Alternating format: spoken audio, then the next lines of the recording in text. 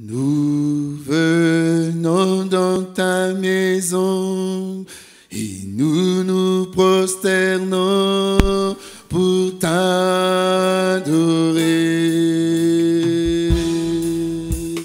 Nous venons dans ta maison et nous nous prosternons pour t'adorer. Nous venons dans ta maison et nous nous prosternons pour t'adorer.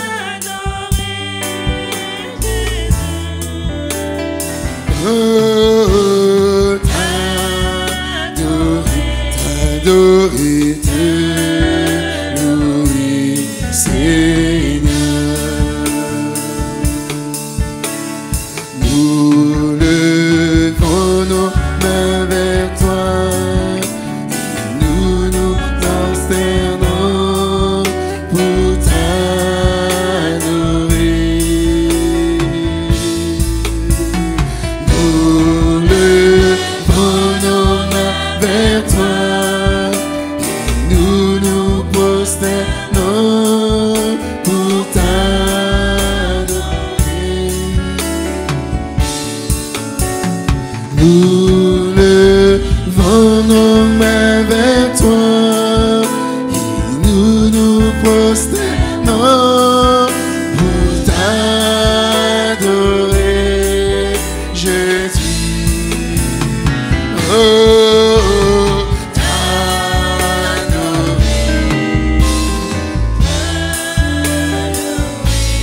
Seigneur. Nous nous inclinons devant ta face, notre Père Céleste et notre Dieu, implorant ta grâce et ta miséricorde, mon Sauveur. Seigneur, puisses-tu nous accorder ton assistance ce matin. Nous n'avons pas d'autre endroit où aller, Seigneur. Nous n'avons pas d'autre Dieu que nous pouvons adorer, louer, glorifier, mon Sauveur, si ce n'est que toi, notre Père. Bénis-nous, Seigneur, mon Sauveur. Tu vois réellement la fatigue du corps. Tu vois réellement, Seigneur, mon Dieu, les symptômes que même nous pouvons ressentir, mon Sauveur. Mais tu as dit que le juste vivra par la foi, mon Sauveur. Jésus-Christ, mon Roi, nous venons devant toi, notre Dieu, pour que toi, tu prennes encore le contrôle, mon Sauveur. Que réellement tout esprit, Seigneur, tout démon de maladie, quel que soit son nom, Seigneur, nous nous levons et nous prenons autorité et nous le chassons de cet endroit au nom de Jésus-Christ, notre Seigneur. Viens, Seigneur, installe, Seigneur, mon Dieu, ta majesté, installe réellement ton autorité, mon Sauveur. Dieu, guéris toute maladie, mon Sauveur. Seigneur, restaure nos corps, Seigneur, mon Dieu, afin que nous puissions réellement te rendre un service qui te soit agréable. Souviens-toi de tous les nôtres, mon Dieu, qui sont à la maison. Seigneur, étends ta main, mon Dieu, mon Roi. Tu es celui qui bénit, qui restaure, notre Dieu. Seigneur, purifie, Seigneur, pardonne, Seigneur, sanctifie, Seigneur, délivre au nom de Jésus-Christ, notre Seigneur. Prends le contrôle de cette réunion du début jusqu'à la fin et que seul ton nom soit glorifié, que seul ton nom soit célébré. Bénis mes frères à la technique, mon Sauveur. Levons-nous, s'il vous plaît, nous allons lire un psaume. Nous lisons dans le livre des psaumes au chapitre 118. Psaume chapitre 118, nous lisons la parole du Seigneur.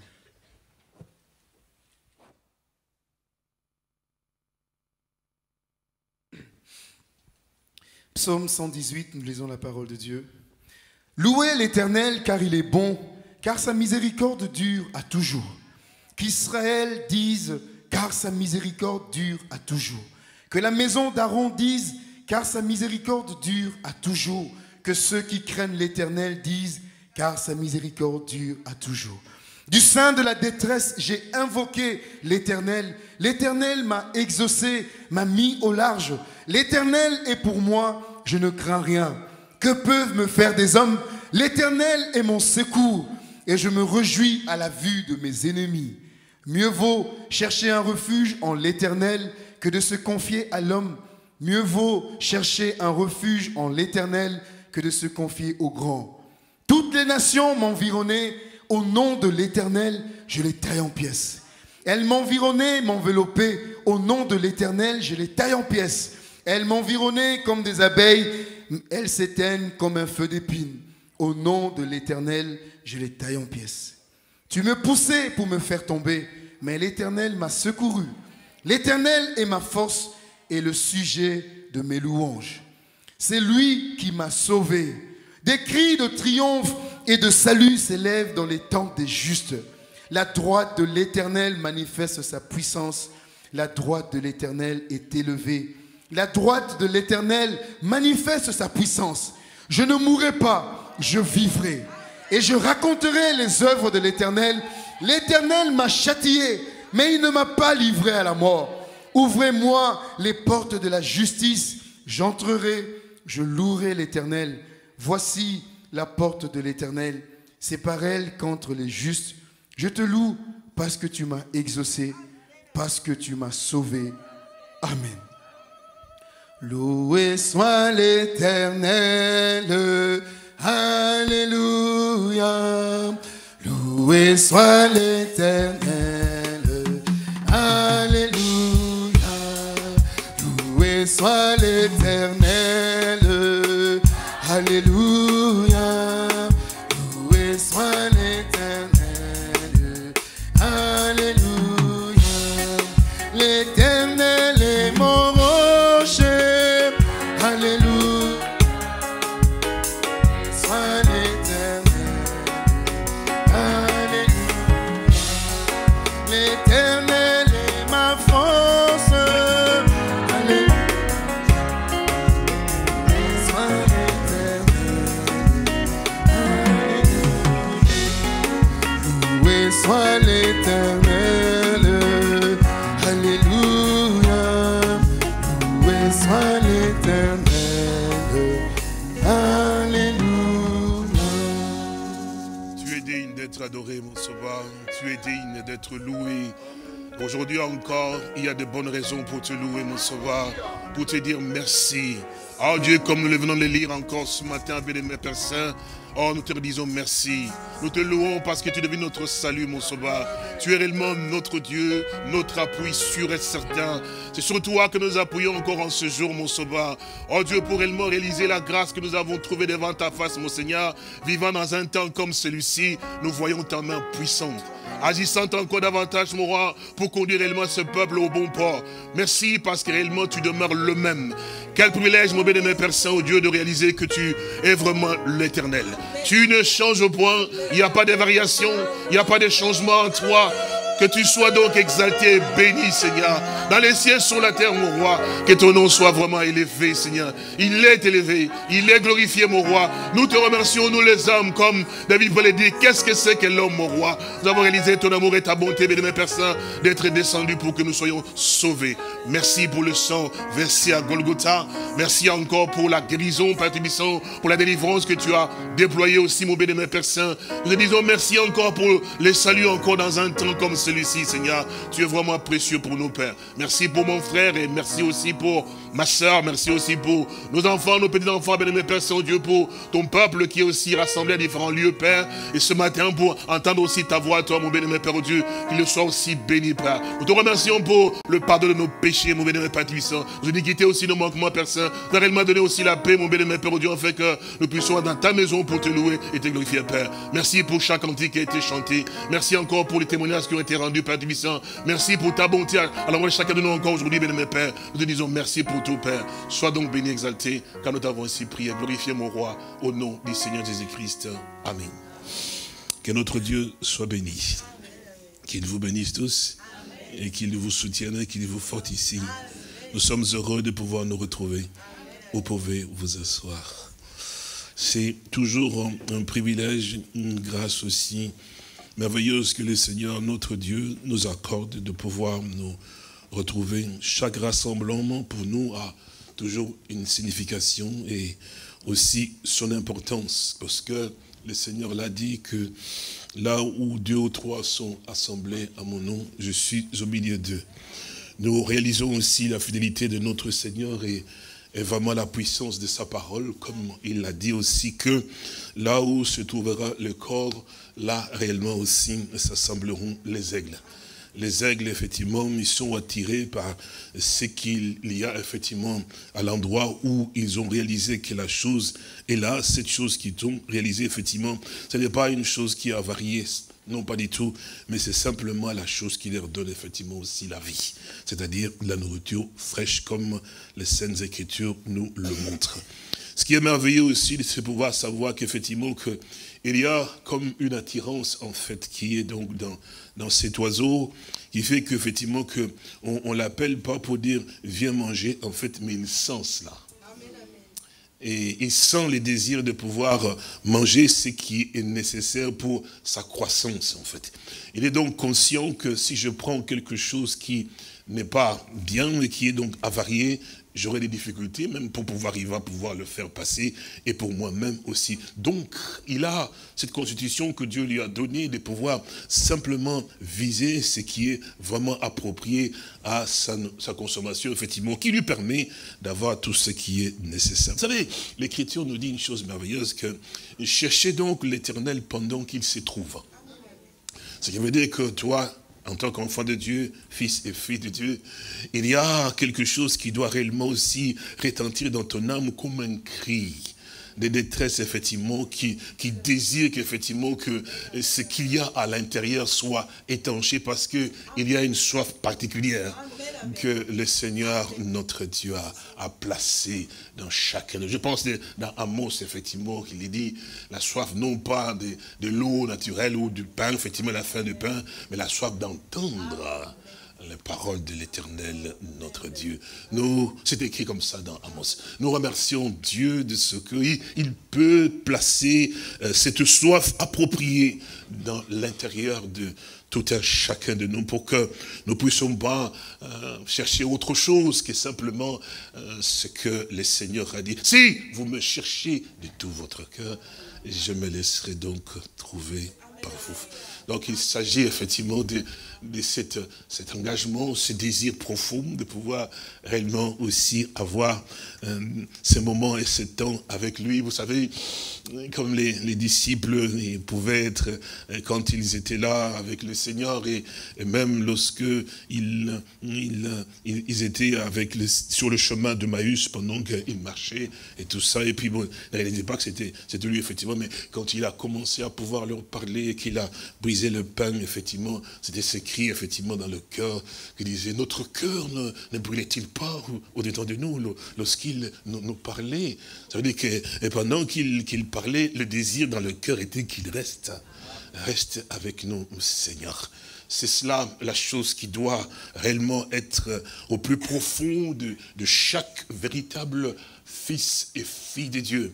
La soif de pouvoir demeurer avec lui parce que il n'y a rien. C'est cela que Moïse pouvait dire effectivement lorsque le peuple avait eu à pouvoir marcher, mais évidemment il a eu à pouvoir mal agir effectivement. Vous vous souvenez comment le peuple s'est révolté toujours, ainsi de suite, effectivement. Et là, le Seigneur dit, effectivement, Moïse dit ce que je vais faire, parce que il savait que quand Moïse est monté, le peuple a commencé à murmurer, c'est Moïse, parlant de Moïse, effectivement, contre lui, et puis parlant en même temps aussi il ne voulait pas, effectivement, des choses que Dieu était en train de pouvoir faire, probablement parce que bon, ils avaient une conception à eux, et c'est ainsi que Moïse descendit, et puis Dieu dit que voilà, que ce peuple n'écoute pas, il marche selon cette tradition, effectivement. Alors, il voulait détruire, Moïse a intervenu, vous vous souvenez? Et quand Moïse est intervenu, effectivement, que cet homme avait quelque chose de merveilleux, en fait, dans les c'est cela qu'on voit, un homme dont Dieu lui dit, écarte-toi, dit, je vais détruire, et puis je ferai de toi un peuple aussi, nos nations qui sont terres. Vous vous souvenez de cela? C'est écrit. Il pouvait dire, oui, c'est vrai, Seigneur, c'est vrai, tu as raison, parce que je marche avec eux, murmure tout le temps, je suis fatigué, critique tout le temps. Et oui, détruis-les, effectivement, pour qu'il y ait une autre comme ça, je marche en paix avec. Non. Non. Il s'est mis à genoux pour prier, pour intercéder pour qui? Mais pour ce peuple qui les critiquait, ce peuple qui parlait du mal de lui, qui murmurait tout le temps, effectivement. Et il s'est mis à genoux, il dit non, alors que Dieu voulait détruire. Il dit non, Seigneur, il dit, mais souviens-toi de ce que toi tu es. Eh bien, que diront donc les nations? Ceux-là auprès de qui, effectivement, tu as démontré ta main puissante, diront que leur Dieu n'a pas été assez fort pour pouvoir les conduire. C'est-à-dire que cet homme avait les paroles pour que le cœur de Dieu soit touché, afin d'obtenir, effectivement, le pardon de ce peuple. Alors, Dieu dit, effectivement, que bon, je pardonne. Mais tous ceux-là qui ont eu à pouvoir aller dans ces conditions, vous connaissez, non? Ceux-là, Dieu est toujours Dieu. Hein? Et puis il dit, bon, puisque ce peuple est comme ça, moi je vais plus continuer à pouvoir marcher avec eux. Au milieu d'eux, je vais envoyer mon ange pour qu'il marche avec vous. Il vous conduira. C'est écrit dans l'Éternel. il vous conduira cet ange. Alors là, Moïse entend cela et Moïse se jette encore à genoux. Il dit, Seigneur, si toi tu ne montes pas avec nous, alors ne laisse pas monter. Vous savez, c'est une soif qui est tellement profonde. Quand on connaît Dieu, qu'on a goûté Dieu, alors on réalise combien il est tellement bon. C'est comme ça que nous chantons, c'est quand quel bonheur de marcher avec lui. Pas avec quelqu'un d'autre. Est-ce que vous comprenez? Quel bonheur de marcher avec lui. Il conduira tous mes pas de mon voyage ici-bas. C'est vrai, hein? Puis nous chantons quel bonheur. Je ne sais pas si vous comprenez, si vous suivez. Et nous chantons quel bonheur. Est-ce que c'est vraiment un bonheur pour toi de pouvoir marcher avec c'est Jésus que nous connaissons et qui s'est fait connaître aussi à nous dans sa grande bonté. C'est important que vous compreniez ces choses ici. Prendre plaisir à marcher avec lui, en fait. Je crois que de tous les temps et les moments, vous savez, quand nous parlions effectivement ainsi de Moïse qui a parlé à Dieu, qui a intercédé, la Bible nous dit que l'esprit de Christ était donc en lui.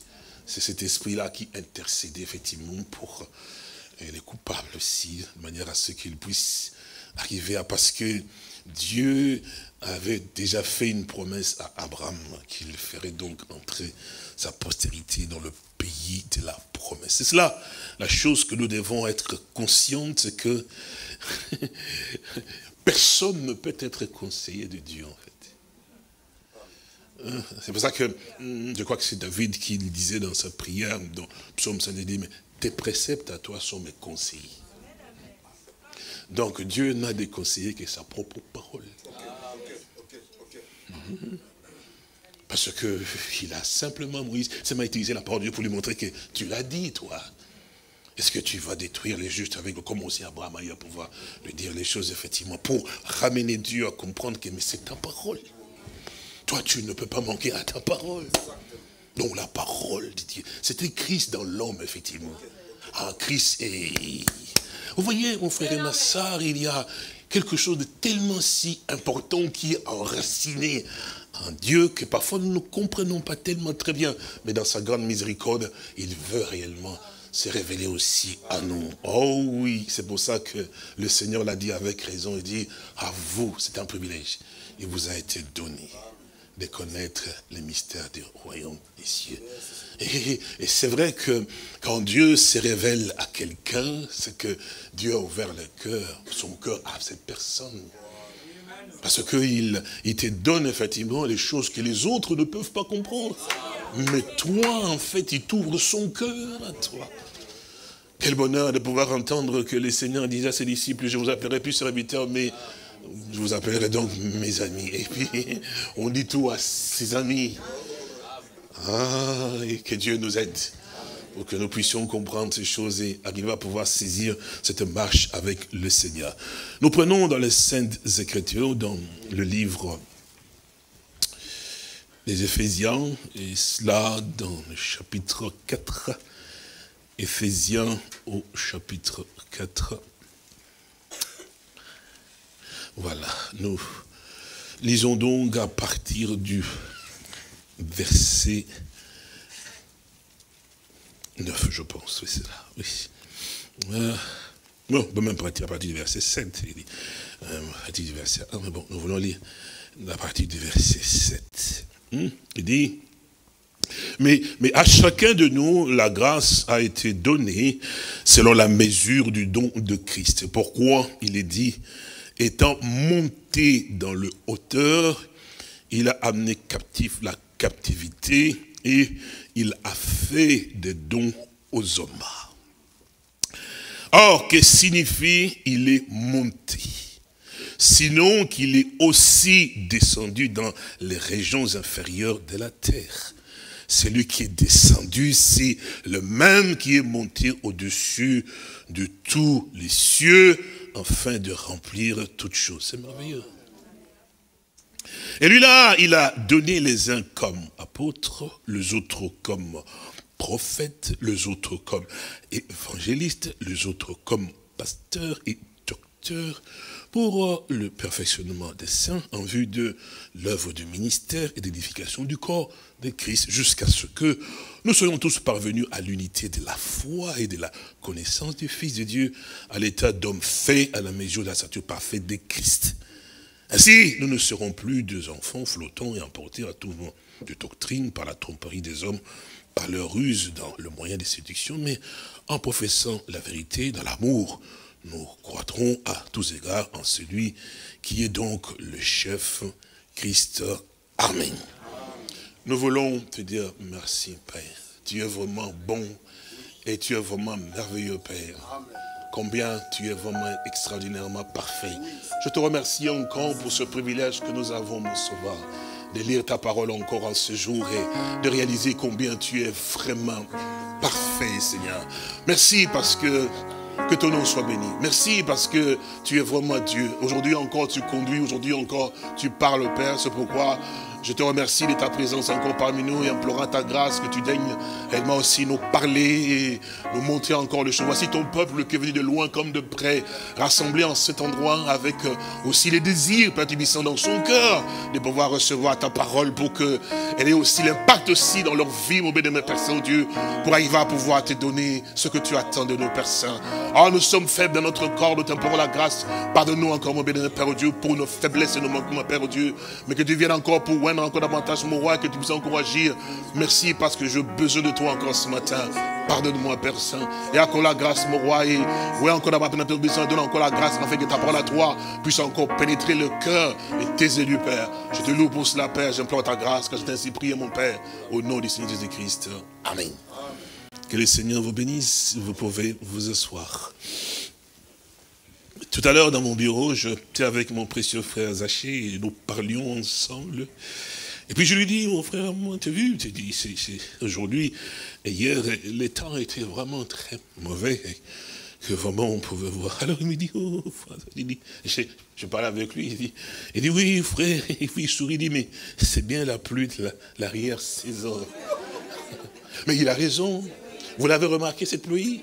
Et comment elle est pénétrante? Même chez vous, quand vous marchez, c'est ça la pluie de la dernière saison. Parce que bientôt, nous entrons dans l'hiver. Donc, Dieu a permis que nous, non seulement que nous ayons entendu, mais également que naturellement, que Dieu te bénisse, naturellement, nous puissions arriver à pouvoir expérimenter ces choses, effectivement, à voir comment goutte par goutte ça descendait. Et puis même la maison, parfois on n'a plus de gouttes entrées, donc elle pénètre réellement pour qu'il y ait assez d'eau, afin que la semence puisse davantage maintenant mûrir comme cela se doit. Dieu est vraiment parfait dans sa façon de faire les choses. Et c'est pour ça que jusqu'à ces jours, nous l'aimons parce qu'il est vraiment bon, notre Seigneur. C'est touchant quand on regarde effectivement ce qu'il a fait et ce qu'il fait. Parce que quand on a montré à Jean, effectivement, et ces églises, effectivement, comment ils étaient, et puis il sort lui-même, il a dit que je voyais comme un fils de l'homme qui marchait au milieu de cette chandelier d'or. Et nous voyons cela, effectivement, cette image est importante pour l'église. Parce que les autres peuvent regarder et voir effectivement, bon, c'est une image, puis évidemment, c'est s'habituer à ce qu'ils peuvent entendre effectivement. Mais pour nous qui sommes concernés dans ces choses, ça nous fortifie. Qu'est-ce qui nous fortifie? Cela nous montre qu'effectivement que le Seigneur, notre Sauveur, c'est lui que nous attendons. Depuis donc l'âge d'Éphèse jusqu'à l'âge dans lequel nous sommes, il n'a jamais varié, il ne s'est jamais absenté. Il a toujours été présent dans toutes les circonstances, que son nom soit béni. Même lorsque le peuple est passé par des moments difficiles, dans les ténèbres, c'est comme si le Seigneur ne répondait pas, mais il était présent. Il le regardait, il le voyait. Alléluia! Parce qu'étant présent, il a pourvu à quelque chose pour lequel que ce peuple puisse arriver à pouvoir tenir dans l'épreuve dans laquelle il était. Parce que s'il n'était pas là, il ne s'en sortirait jamais. Il a dit, sans moi, vous ne pouvez absolument rien faire. C'est pour ça que nous prenons courage et que nous réalisons que même dans nos afflictions, nous sommes reconnaissants à Dieu parce que dans nos épreuves, cela montre aussi que la présence du Seigneur. est toujours aussi près de nous. Jamais, jamais il n'abandonnera ceux qu'il a réellement connus d'avance. Il a dit, lorsque Pierre a répondu effectivement à sa question, qu'il lui a dit ce qu'il a eu à pouvoir déclarer, il dit, sur cette révélation, sur ce roc, je bâtirai mon église. C'est-à-dire que c'est la chose la plus importante aussi pour le Seigneur. Dans ce monde dans lequel nous sommes, et dans ces temps dans lesquels nous nous trouvons, effectivement aussi, c'est son église. Et il n'a pas permis que quelqu'un d'autre, effectivement, puisse venir ajouter des matériaux, quelque chose comme ça. Non, il a dit, moi-même, je veux bâtir mon église. Alors si il doit bâtir son église, il doit avoir des matériaux qui lui sont donc appropriés pour cela.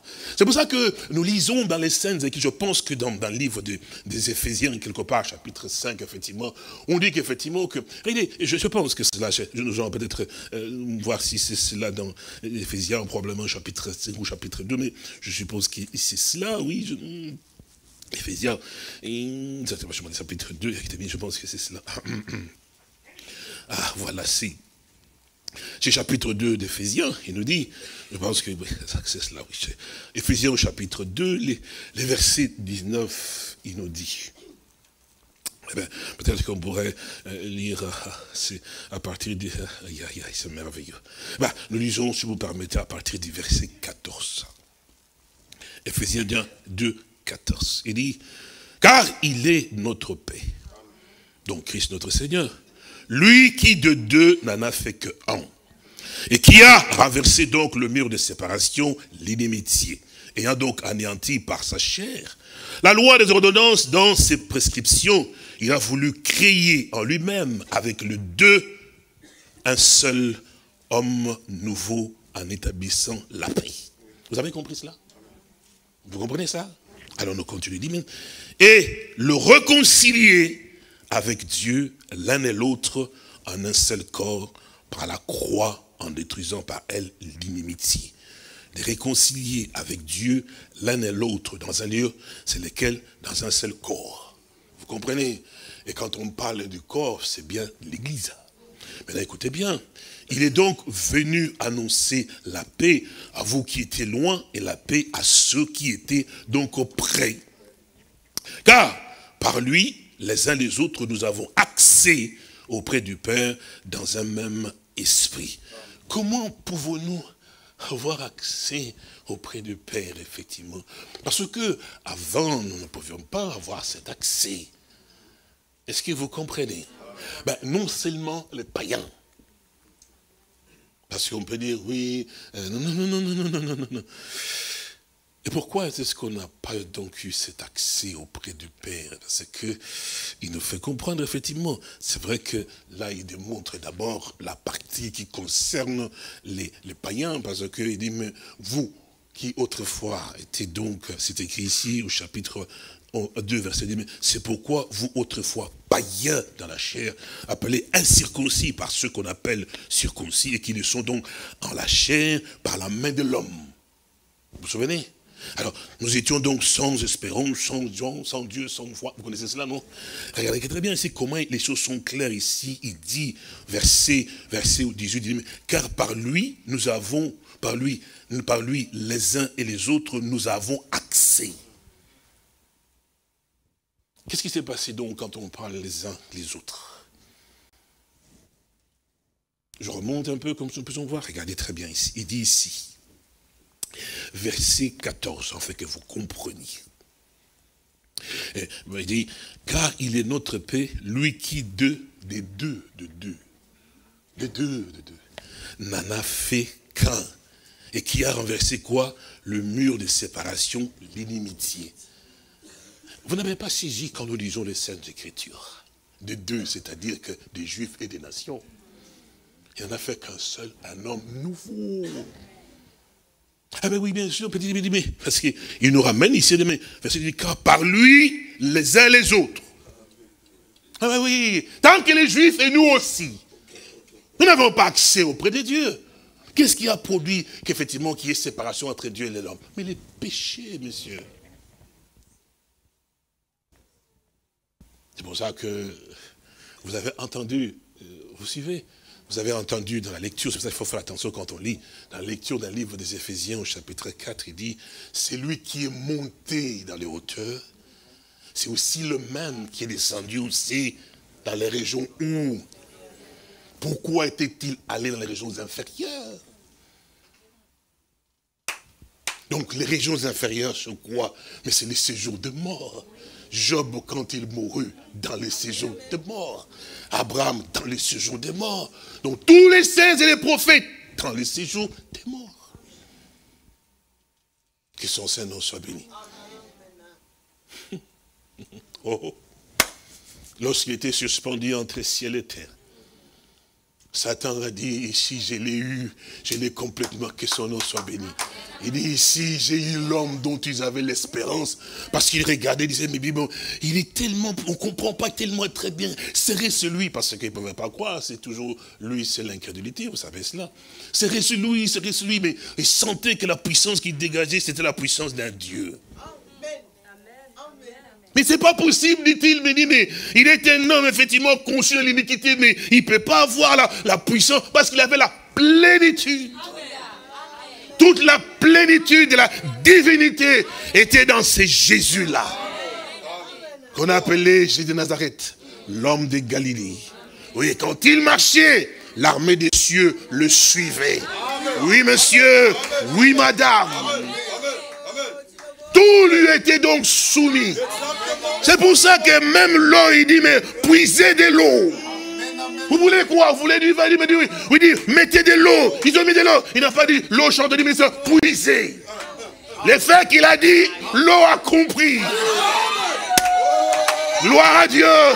Oui, monsieur. Le maître était là. Quand il a dit, il y avait de la pensée dans la bouche. Puisez. Quand vous puiserez, il y aura du vin. Mon frère et ma soeur, la nature est soumise. Déjà, si on nous dit, c'est vrai, parce qu'on nous dit déjà que la nature, elle attend quelque chose. Qu'est-ce qu'il attend? La manifestation de toi. Monsieur, c'est important que ces voiles-là qui nous couvrent encore. C'est pour ça qu'on nous parle que nous attendons notre rédemption. Nous avons déjà été rachetés. C'est une rédemption éternelle. Mais c'est la rédemption de notre corps. Oui, c'est cela, monsieur. C'est madame. D'autres nous disent quand Paul pouvait le dire effectivement en un clin d'œil. Et au son de la trompette, les morts en Christ. Alors que Dieu te bénisse. Donc nous serons donc, je vous dis un mystère. Donc tous, nous ne mourrons pas tous, mais tous, nous serons donc. Oui, messieurs. Mais pour que tu sois changé.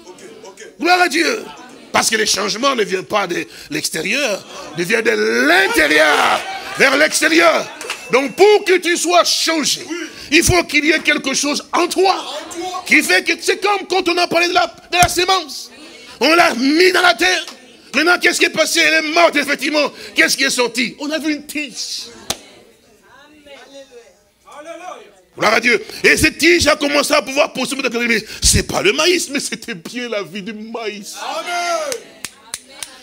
Il a commencé à pouvoir pousser. Bien sûr que tout le monde voulait dire, mais ces feuilles, ceci, cela. Donc les gens pouvaient admirer effectivement ce qui était donc à l'intérieur, commence à être manifesté jusqu'à ce que ce n'était pas le fait dont on avait besoin. On en a besoin pour voir la manifestation de la vie, oui. Mais ce qu'on avait besoin, c'est qu'on obtienne la sémence. Amen. Exactement, parce que pour avoir la même sémence, il fallait que la sémence à la question soit plantée. Voilà. Pour que toi, tu sois changé, parce que pour être changé, il faut, parce que la Bible dit que de même nous avons porté l'image du terrestre, hein, nous porterons aussi l'image du céleste. Alléluia. Donc pour que tu portes cette image-là, il doit y avoir quelque chose du céleste à l'intérieur. Gloire à Dieu. Qu'est-ce qu'il y a du céleste, effectivement? Mais c'est sa parole. La pure parole. Mon frère et ma soeur, nous devons être reconnaissants à Dieu pour le ministère de la restauration. Donc Dieu ramène. Il ramène quoi? Mais la parole à sa plénitude. Bien sûr, monsieur. Ah oui, pour que rien ne puisse manquer. Il faut cela. Et c'est pour ça que le Seigneur, notre Dieu, veille. Veille effectivement pour tous ceux qui ont eu... Pardonnez-moi, mon frère Jonas, si tu peux m'aider peut-être avec ça. Peut-être que j'enlèverai les deux aussi.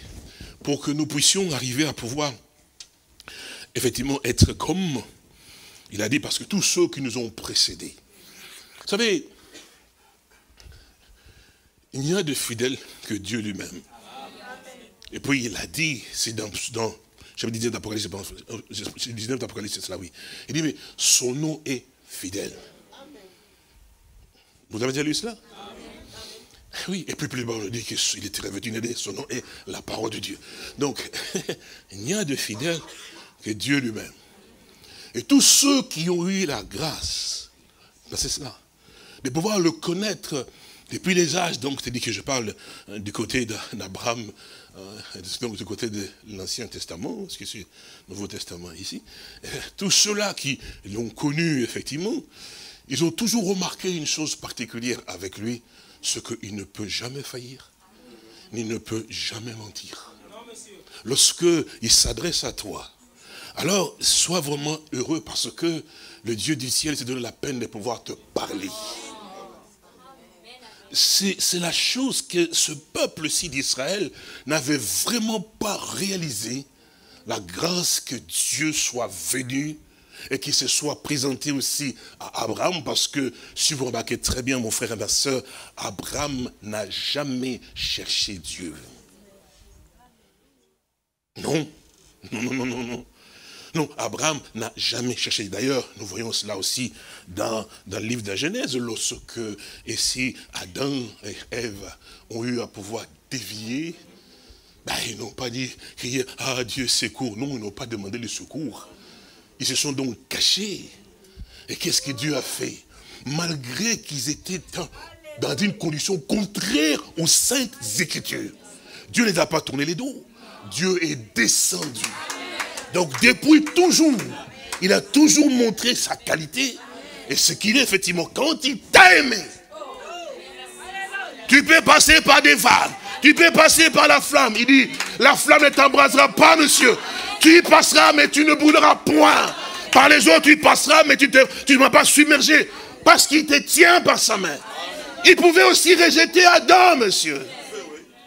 Bien sûr, il pouvait le détruire, monsieur. Il pouvait créer un autre. Mais la création qu'il avait fait Adam, il a parlé. Faisons donc l'homme, c'était son désir. Selon notre image. Et Adam a été créé selon l'image de Dieu. Ah oui, oui, il est tellement fidèle, mon frère et ma soeur, quand Adam a dévié, Dieu n'a pas tué Adam. Non, il est venu avec quelque chose qui devait donner l'espérance à Adam. Parce qu'il pensait qu'il était perdu, Adam. Il dit, ici, je suis complètement perdu. Alléluia. Parce qu'il a dit que le jour où tu en mangeras, tu mourras certainement. Il disait, mais je ne verrai pas la face de Dieu. Mais Dieu vient. Il dit à Satan, Adam, écoutez, il dit à Satan, je mettrai une inimitié entre toi, ta postérité, et la postérité de là. Abraham, vous savez quand ils ont entendu cela, c'était une espérance. C'est sûr et certain. Oui, monsieur. Vous savez une chose. Adam était qui? Un fils de Dieu. Donc il avait quand même l'esprit de Dieu, monsieur. Quand on est un fils de Dieu, lorsque Dieu parle, mais Dieu vous fait comprendre ce qu'il veut. C'est sûr et certain, monsieur. Oui. C'est pour ça que Adam, quand le temps est arrivé où il est parti, oh oui, il est parti où? Dans les séjours de mort. Oh oui, Dieu est toujours un Dieu parfaitement merveilleux. C'est pour ça que le dernier Adam, lorsqu'il est venu à la croix de Golgotha, gloire à Dieu, le premier Adam était aussi dans les séjours de mort. Gloire à Dieu. Oui, monsieur, c'est lui dont il avait dit la sémence de la femme. Adam avait écouté. Même là-bas, il avait l'espérance. Alléluia. Gloire à Dieu, monsieur. Même espérance que Job avait. Même si je mourais, je sais qu'il se tiendra. Mon Rédempteur est vivant. C'est pour ça quand Satan dit, maintenant je vais enfoncer les clous, je vais enfoncer l'aiguillon effectivement là-bas, puisqu'il regarde effectivement, mon frère et ma soeur, il s'est trompé. Jésus-Christ est l'espérance de toute la terre entière. La nature même. Alléluia. Attendez, c'est Jésus. Et toi, tu vas le vaincre. C'est notre espérance. Alléluia. Bien sûr, monsieur. Bien sûr, madame. Parce que la Bible dit, quand il s'éleva pour aller prendre les livres, qu'est-ce qu'on a dit? Toute la création entière, dans le sous de la terre, au-dessus, effectivement, on crie, on glorifie Dieu. Vous l'avez lu ça, non? Bien sûr. Lisez-le. Chapitre 5. C'est sûr à Satan. Parce que vous me regardez comme si, regardez. Regardez l'Apocalypse, regardez très bien. Chapitre 5.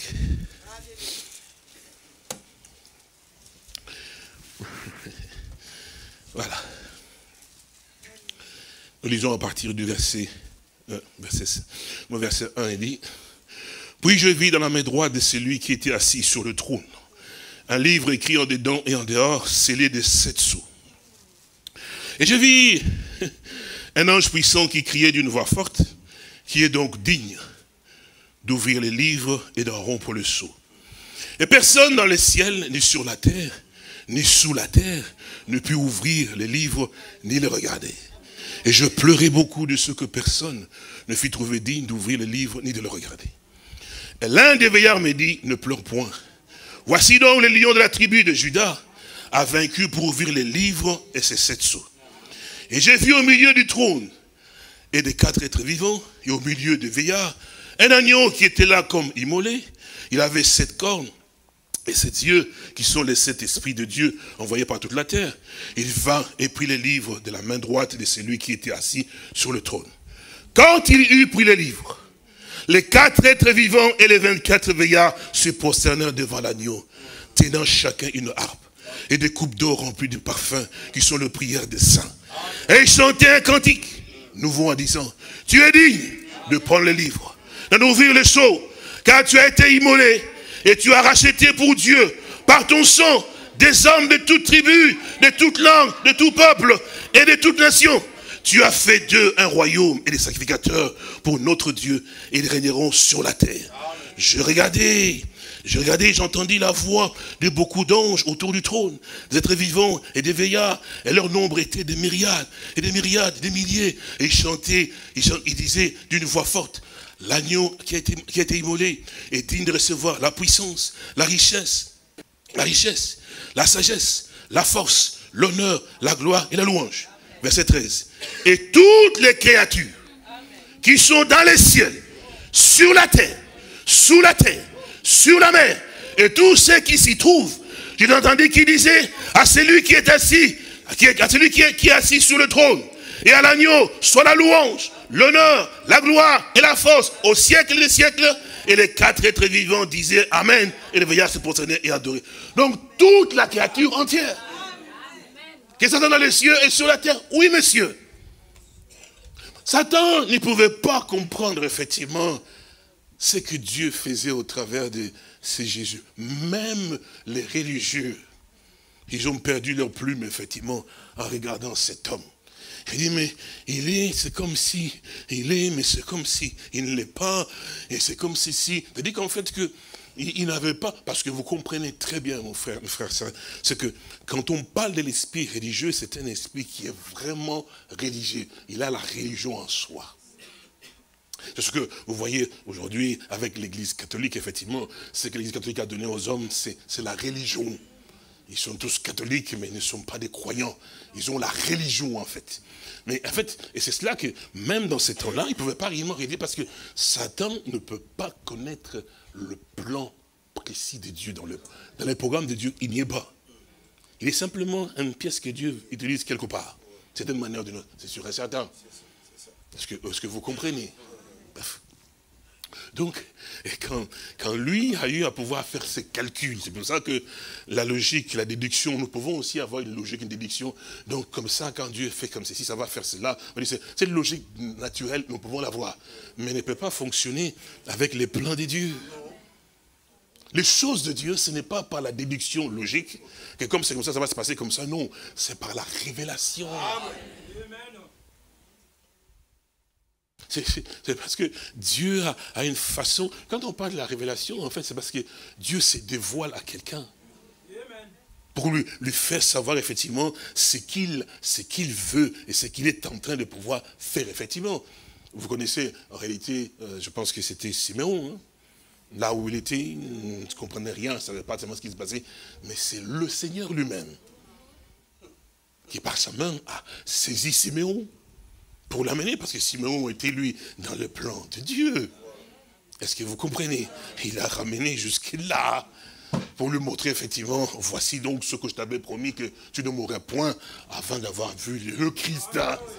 Tout le monde qui était là regardait effectivement l'enfant, il avait son interprétation, effectivement, et puis je pense que l'autre peut-être, comme on le dit souvent, il disait que comme elle était une prostituée, comme c'était, sa maman l'a eu comme ça, c'était une prostituée, effectivement, si elle a eu un enfant bâtard.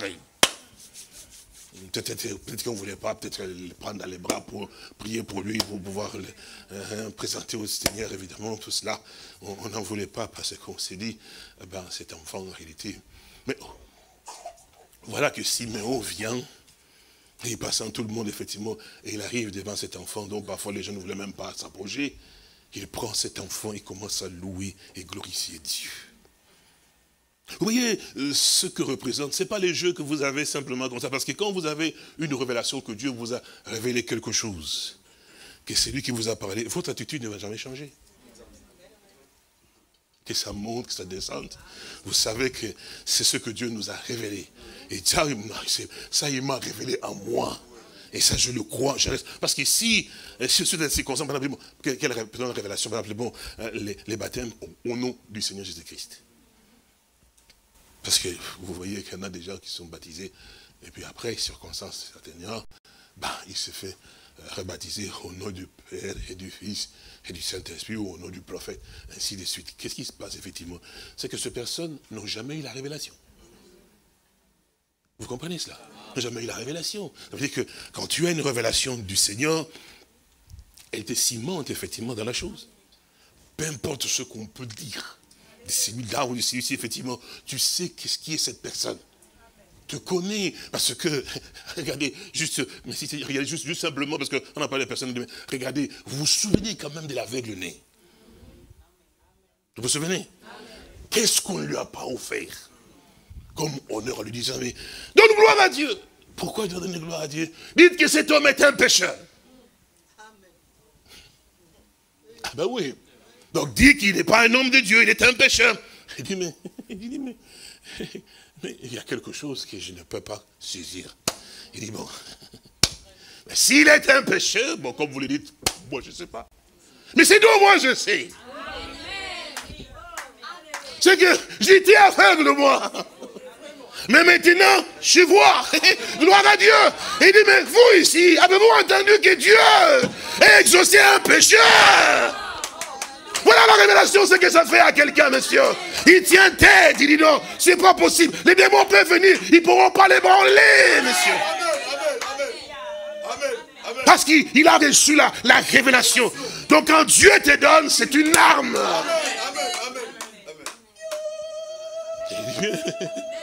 Vous voyez, il a déstabilisé les gens qui se disaient les sages, les docteurs, les sanhédrins, tout ça. Il a déstabilisé tout. Oui, qui es-tu? Tu es bien répété. Allez, va-t'en, va-t'en. Oh, allez, va-t'en, va-t'en. Mais j'ai dit, avez-vous déjà vu? C'est pour ça, la chose que nous devons comprendre. Donc, c'est comme cela que, là, suspendu entre ciel et terre.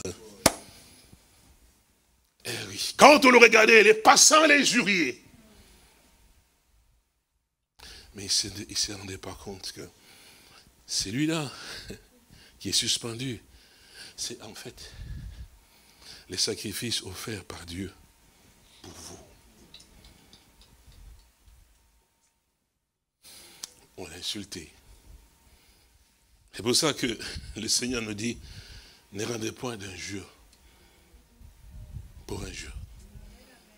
Quand quelqu'un parle du mal de vous, ne les poursuivez pas. Puis ne vous justifiez pas tout le temps, ça ne sert à rien. Ce dont vous avez besoin, c'est d'avoir de l'amour pour la personne.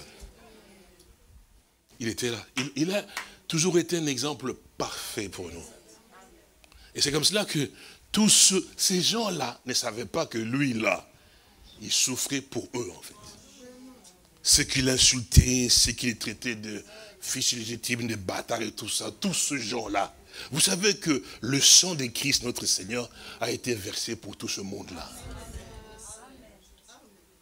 Oui, oui, oui. Ceux qui me disent, mais si tu es le Christ, effectivement, les religieux, hein, descends de la croix et nous croirons en toi. Mais en fait, ce n'était pas eux, mais c'était les diables dans leur bouche. Et s'ils descendent, ils n'auraient pas accompli la volonté de Dieu. Et toi et moi, nous serions où? Satan, c'est la vraie toujours le même. Il dit, ah, il a échoué. Non, il fallait qu'il soit là à la croix. Parce que Dieu avait dit, sans effusion de sang, il n'y a pas de pardon. Donc il fallait que le coupable meure. Donc c'était moi qui devais mourir en fait. Mais c'est moi qui l'insulte. Lui qui a pris ma place. Lui qui est mort pour moi. Je deviens docteur pour dire, mais si tu étais un fils de Dieu. Mais il l'était. Satan dit ici, je l'ai coincé. C'est quand même, c'est douloureux, frères et sœurs. Ce qui est douloureux, c'est que quand vous aimez les gens, et que ces gens vous poignardent, c'est ce qui s'est passé avec lui, parce que quand on l'a percé, l'eau et les sangs. Mais on dit d'après ce qu'on fait savoir que si ça s'est séparé comme ça, c'est une tristesse profonde. Mais parce qu'il est venu, c'est les siens. C'est donc pour lesquels, mais ce sont ceux-là qui l'ont rejeté. Vous vous souvenez quand Pilate disait, mais voici Barabbas, voici Jésus. Lesquels voulez-vous que je relâche? Vous savez, jusqu'aujourd'hui, c'est la même chose avec nous. Le monde a choisi Barabbas. Mais que voulez-vous que je fasse avec ces Jésus?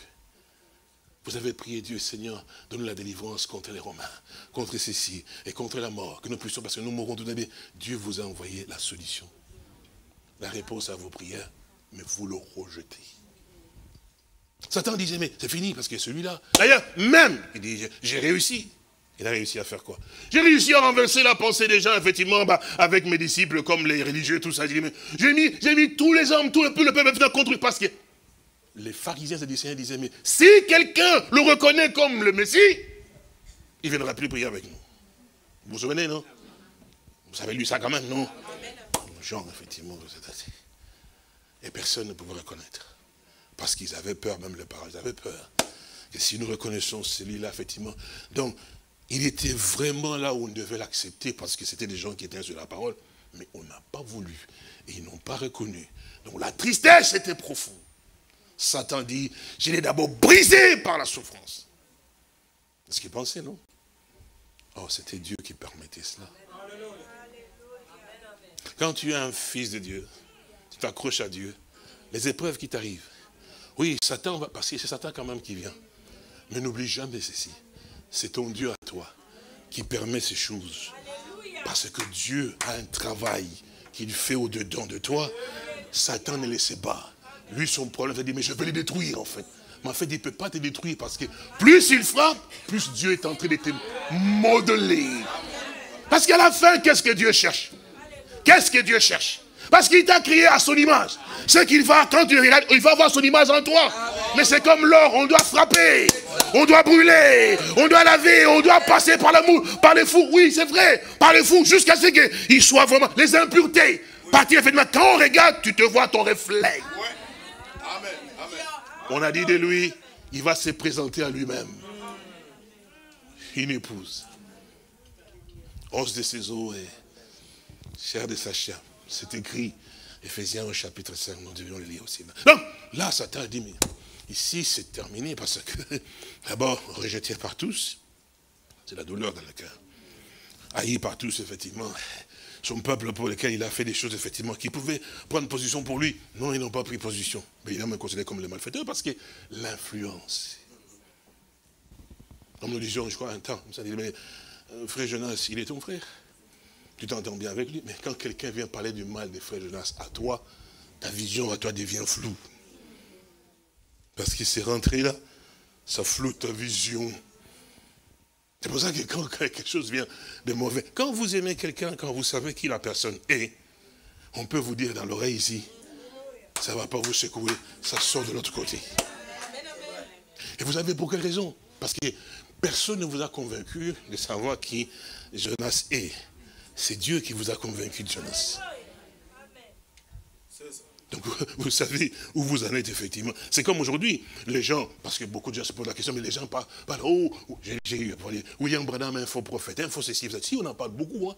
J'ai connu dans les années 60, je ne sais pas comment, les années là, je ne sais plus encore les années, il y a un monsieur Christian Pitt, qui a écrit un livre, La lumière sur les Branhamismes. Mais il a démontré la sorcellerie de William Branham.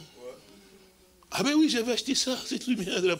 On dit, mais je venais de pouvoir, moi, lire les choses, effectivement. Et il a montré comment William Branham, il est sorcier, c'est vraiment tout ça. Et c'était vendu, ça s'est vendu ici à la rue du Moniteur.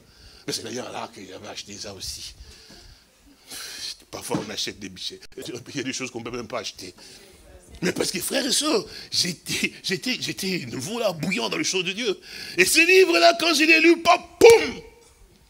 Ça a été une épée, mais bien sûr. Ah ben oui. Vous voyez, ils vous ont montré tout ça, mais quelque chose était quand même différent. Je peux vous dire comment je suis arrivé à pouvoir... Parce que les gens se posent la question de message, hein. Il n'y a pas quelqu'un qui soit venu comme prédicateur, parce que je dis, mais on m'a posé la question, il n'est pas à la fois qui s'est conduit au message. J'ai dit, s'il vous plaît, il n'y a pas une personne qui soit venu pour pouvoir me dire, crois le message du temps de la fin, William Branham était un prophète de Dieu, le messager envoyé de Dieu. Jamais. Jamais, frère, jamais. Alors, qu'est-ce qui s'est passé pour ma petite? On m'a amené donc à l'église qui était là-bas, mais pas ici, c'est mais plus bas là-bas. Et frère Roger Godefroy, je l'avais rencontré, il dit bien prier, tout ça. Moi, je viens, puis je rentre. Et puis après la prière et tout ça, j'aimais aimer la prédication, la prière. Et il dit, bon, voici quelques livres, si tu peux prendre. C'était dans le brochure. J'ai dit, oh. J'ai entendu qu'ils ont parlé bien de Dieu, mais ils ont des petits livres ici, comme des Mormons, comme de ceci. Il dit, mais ça, c'est pas correct. Il dit, prends quand même. Je dis, bon, je prends. Mais je disais, mais c'est quand même, comment ça se fait qu'ils ajoutent encore des choses? C'est comme si on ajoute à la Bible. J'ai prêché, il n'y a pas de problème. Mais là, les livres, j'ai pris des livres. Et c'est comme ça. Et j'habitais donc à ce moment-là à Scarbeck, ici, Princesse Elisabeth. Non, rue de Palais, c'est là. Et puis un temps est arrivé, effectivement, je devais déménager pour aller quelque part d'autre. Vous savez, chez nous ici, quand on déménage, il y a trop de surplis. On jette à la poubelle. Alors, j'ai jeté tout ce que j'avais parce qu'on avait un endroit assez grand, une maison assez grande, effectivement. Moi, j'ai trouvé un petit lieu pour voir, je ne veux pas mettre tout le meuble dedans. Et je vais là-bas aussi, je vais jeter tout, maintenant je classe mes affaires, et puis, paf, je classe tout ça. Et alors, et puis là-bas où j'étais en Berlin, je déménage, je vais jusqu'à Kuckelberg. Je jette encore là-bas des choses, et puis je ramasse des petites choses, et puis je classe là-bas. Mais un jour, j'étais encore à l'université ici à Saint-Louis. Et quand Dieu m'a visité, effectivement, je commence à voir les choses. Vous savez, personne n'est venu me parler, la gloire des dieux, non. J'ai rentré chez moi à la maison, 272, HEC des Jettes. C'est là où j'habitais, au-dessus. Je crois que frère Marcel connaît. Ah, frère, c'est mon frère de l'ancien temps. C'est pour ça, vous voyez qu'il m'aime beaucoup. Parce qu'il connaît d'où nous venons et comment Dieu nous a toujours tenus depuis ces temps anciens-là jusqu'à aujourd'hui. Que Dieu le bénisse. Il y a des gens qui peuvent avoir un témoignage aussi. Et alors, voilà que là, je rentre, je revenais, je ne sais pas d'où, mais je rentre. Moi, j'avais une table comme ça, rouge, et avec démontable. C'était un bureau que j'avais, je m'assieds là. Pouf, tout d'un coup, je sens quelque chose qui vient. Mon Dieu. C'est comme tu dis, en fait, on t'ouvre les yeux, tu vois la vision maintenant. De tout ce que tu as fait. Je me suis tombé par terre, je commence à pleurer. Je dis, Seigneur, moi ici. Je me suis repenti, j'ai dit, Seigneur, dès aujourd'hui et à jamais, plus jamais le monde. J'étais seul avec Dieu, dans chez moi. Vous savez, c'est Jésus que je prêche, qui m'a accordé la grâce de le prêcher. Et je le connais. Oui, je l'ai déjà aussi rencontré. Il s'est fait connaître à moi aussi. Je ne parle pas des choses pour faire plaisir à chacun de vous, quoi. Ce n'est pas mon problème. Je sais où je me tiens.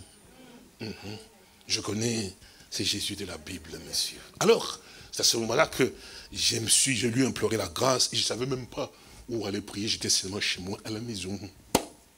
Ainsi donc, la soif de Dieu commence à travailler mon cœur. Et j'ai dit, Seigneur, j'avais une telle soif de lire les choses de Dieu, la Bible, comme j'étais seul. Puis quelque chose m'a dit, lève-toi. Je me lève comme ça, parce que j'étais toujours en prière. Hein. Je dis, mais lève-toi. Ben, parce qu'il y avait un petit armoire comme ça, vers le côté, où parce que j'avais un petit balcon, ben, il y avait un petit armoire à l'extérieur comme ça, on mettait des choses comme ça.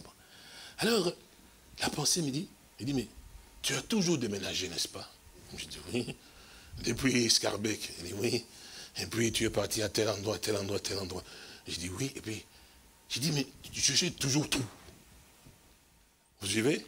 J'ai dit, mais pourquoi je n'ai pas ces livres-là que j'avais pris de l'autre côté là-bas?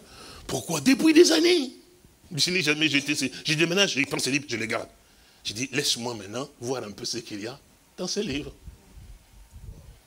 Oh oui, c'est comme ça que Dieu m'a... C'est pour ça que vous, frères qui écoutez, pensez que moi, je suis contre ça. Non, monsieur, le Dieu de la Bible ici, il m'a instruit dans ce que vous appelez le message. Quand Dieu m'instruisait, vous n'étiez même pas là.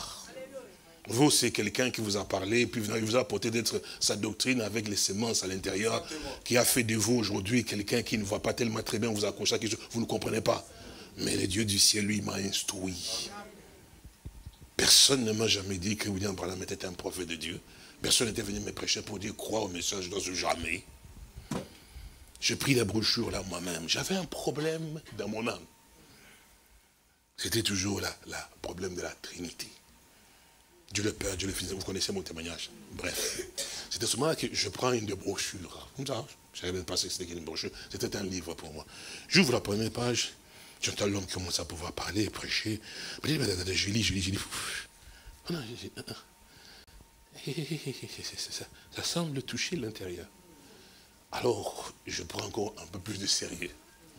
Je commence à lire. Plus je lis, plus je sentais que ça me faisait beaucoup de bien. Je dis, mais tiens, ce monsieur qui parle là, on dirait que nous sommes dans la même... Vous savez, parce que ces choses qu'il dit, ça rentre directement dans mon cœur. Bizarre. Je continue. Et quel moment j'arrive? Dieu est toujours parfait. J'arrive au moment où le frère Branham était transporté dans une constellation.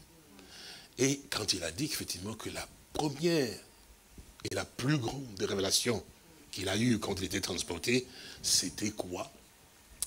Les Yahvé de l'Ancien Testament, c'est le Jésus du Nouveau Testament.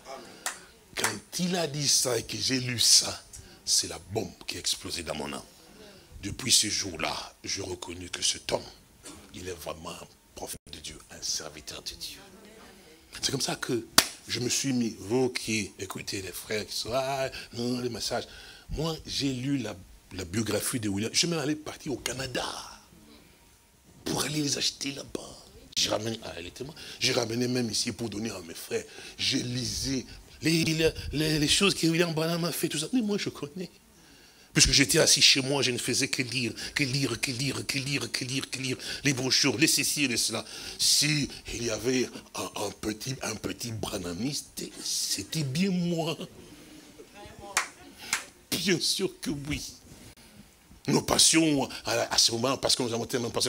Frère Branham a dit, frère Branham, nous étions là, je crois que de ceux qui nous ont connus. Frère Branham a dit, on était dans le feu, les prophètes a dit, nous étions dedans. Parce que vous croyez que, effectivement, vous connaissez, frère.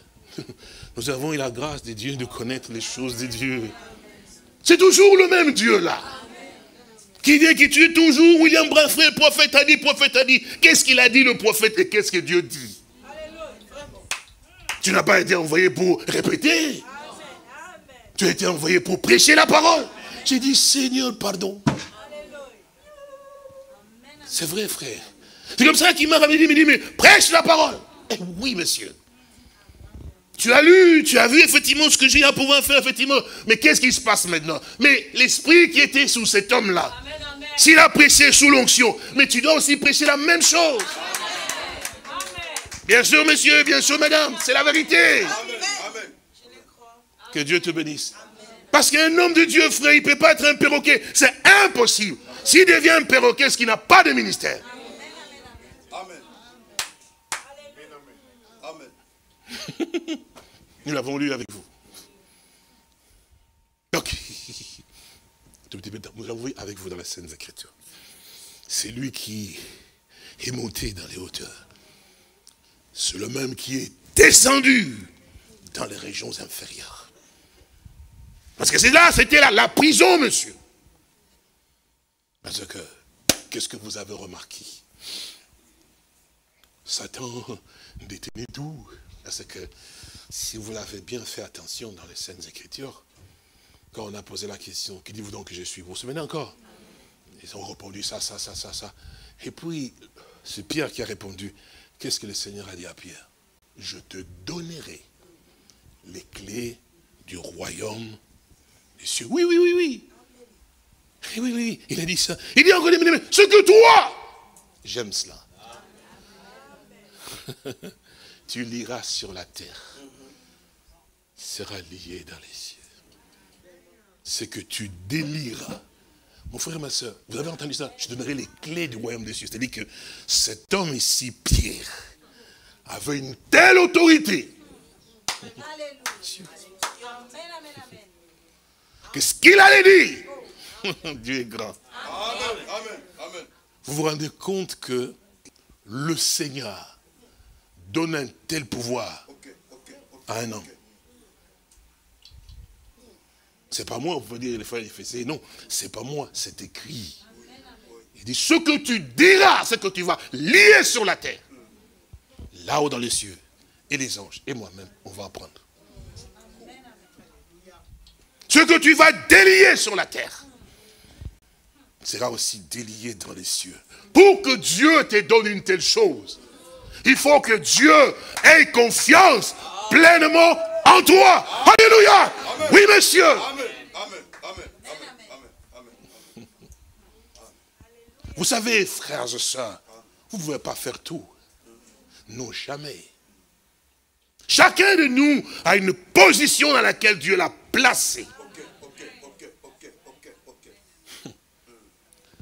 Vous savez, les gens pensent que nous avons la capacité de faire ceci, je peux faire ceci. Frères et sœurs, nous allons le lire tout à l'heure dans la Sainte Écriture.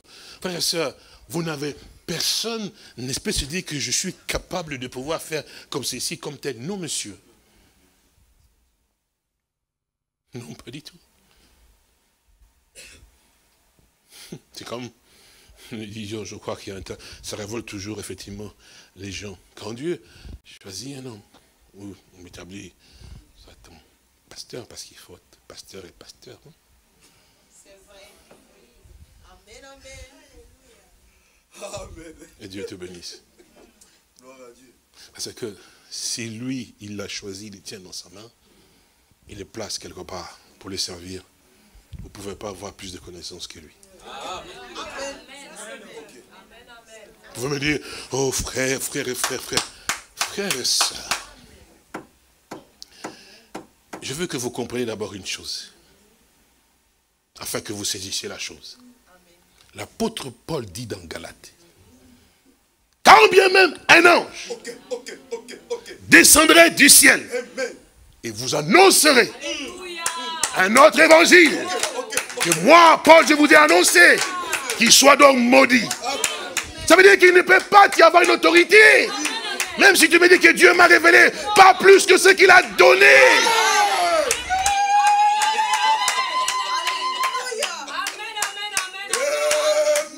Soit il te ramène à la place dans la parole. Mais pas plus, monsieur. Parce que quand Dieu fait un choix, il sait très bien ce qu'il fait. Il ne tient pas compte de nos émotions, de notre façon de pouvoir concevoir les choses. C'est pour ça que dans ces choses-là, il faut qu'on s'oublie soi-même.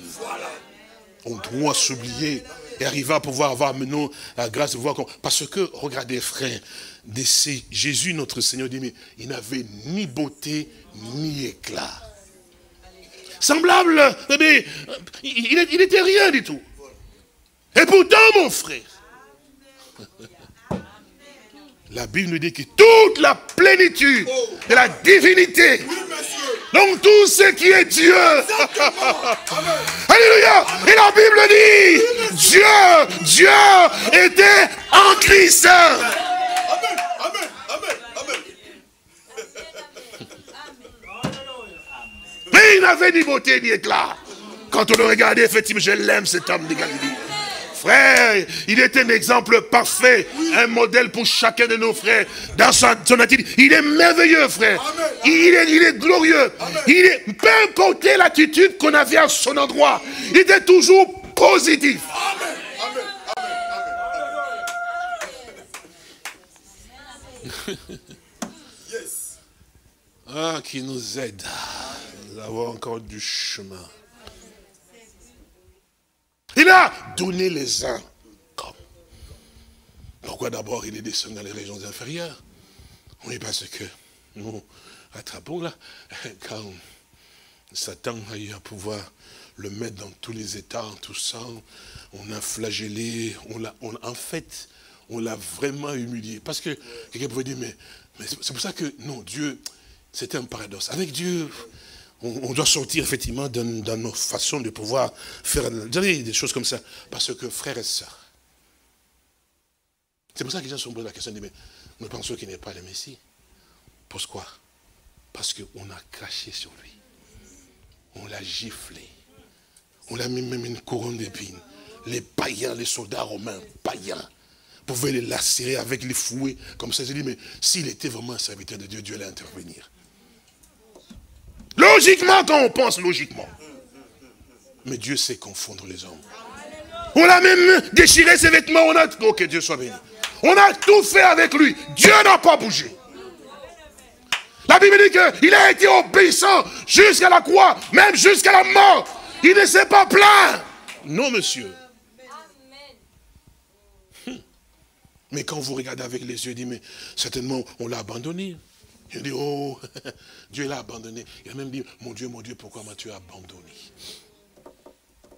Oui, frère, oui, ma soeur, oui. Nous avons trop de logique en nous, frère. Que ça devait être comme ça, parce que nous avons appris comme ceci. Ils auraient me dit, mais nous avons appris que le Christ ne peut pas mourir. Mais toi, tu nous dis que quand je serai élevé, j'attirerai à moi tous les hommes. Mais si tu étais le Christ, ils n'allaient pas dire des choses comme ça. Mais ils savaient ce qu'ils disaient. Oui. C'est pour ça que lorsque les gens le regardaient, c'était avec, ils pleuraient, mais c'était avec pitié, ils disaient, oh, les pauvres, les pauvres. Vous vous souvenez, quand ils avançaient avec la croix, les femmes effectivement pleuraient. Ils les regardaient et disaient, mais femmes, ne pleurez pas sur moi. Parce que c'était les pleurs de pitié et tout ça, ils disaient, mais ne pleurez pas sur moi. Pleurez sur vous pour ce qui va arriver après vous. Même dans ces conditions-là, c'était toujours la parole de Dieu. Frères et sœurs, nos sentiments, nos émotions, notre façon de pouvoir faire les choses, ça sera toujours un obstacle pour nous, en fait. Satan se disait, ici, je l'ai eu. Même les gens qui voulaient faire confiance, je les détruis. Vous savez que Dieu fait cela aussi avec ses serviteurs.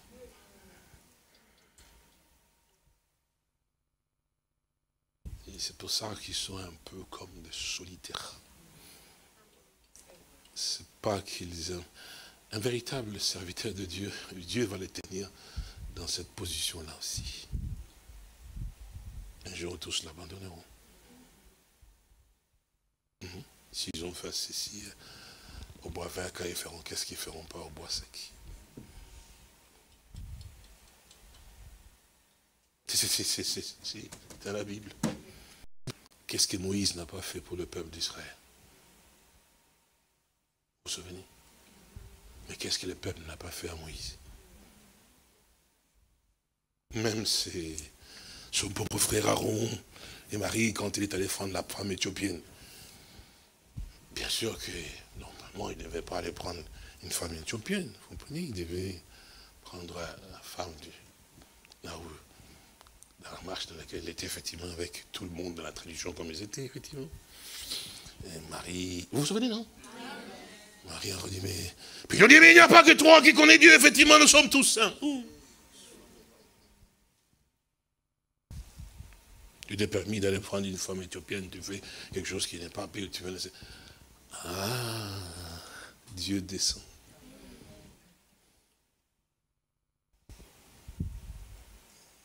dit à roi Moïse, il dit, mais s'il y a un homme spirituel parmi vous, moi je ne parle pas de songe, je parle de vision. Il dit, mais ne craignez-vous pas Dieu? Parlant de Moïse. Il dit, ne craignez-vous pas Dieu? Parce que, vous direz, frère, non, je ne sais pas moi. Il a dit à Moïse, il dit, moi ici, je t'ai fait Dieu. C'est écrit, hein, devant Pharaon. Et puisque tu es Dieu, Dieu a ses prophètes, non? Eh bien, je te donne un prophète. Aaron sera ton... Bien sûr que oui. Vous avez eu peur, mais c'est écrit dans la Bible. Amen. Que Dieu te bénisse. C'est dans la Bible, monsieur. Puis il vient vers Aaron, il dit, mais craignez-vous pas Dieu? L'homme spirituel par exemple, il dit, mais avec Moïse, eh ben, je parle avec vous, avec lui, comme cela, effectivement. Pourquoi avez-vous mal parlé de mon serviteur? Que je disais effectivement sur la pratique. Donc, nous avons une façon. C'est pour ça que quand tu le regardais, le Seigneur dans cet état dans lequel il se trouvait, il dit, mais c'est pas possible. Que les Moïse dit, mais il ne peut pas faire des choses comme ça. Mais en fait, c'est Dieu qui savait ce qu'il faisait. Avec Christ, Dieu savait tellement très bien ce qu'il faisait. Si il était descendu de la croix, c'est ce que Satan voulait, ben, ce serait l'échec. Et puis comme nous l'avons entendu aussi, quand les soldats romains venus, parce que là, Dieu aime Dieu parce qu'il aime prouver que ce qu'il dit est vrai. On est venu avec la lance. C'était un Romain.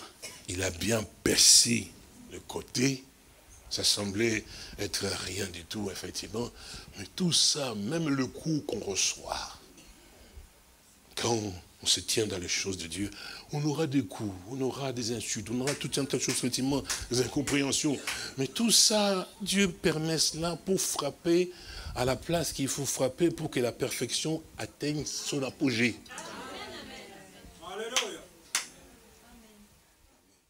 Il n'y a que des élus qui peuvent comprendre des choses. Un jour, j'étais en train de pouvoir penser. Je regardais, j'ai dit, le Seigneur a dit, si quelqu'un te frappe à une joue,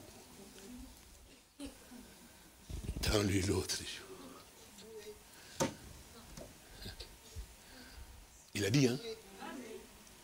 Et vous savez que Salomon dans les Proverbes l'a dit aussi. C'est-à-dire que Jésus-Christ, le Seigneur, c'est vraiment la Bible.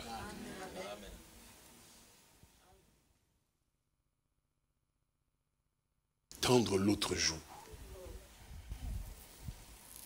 à la personne qui te frappe.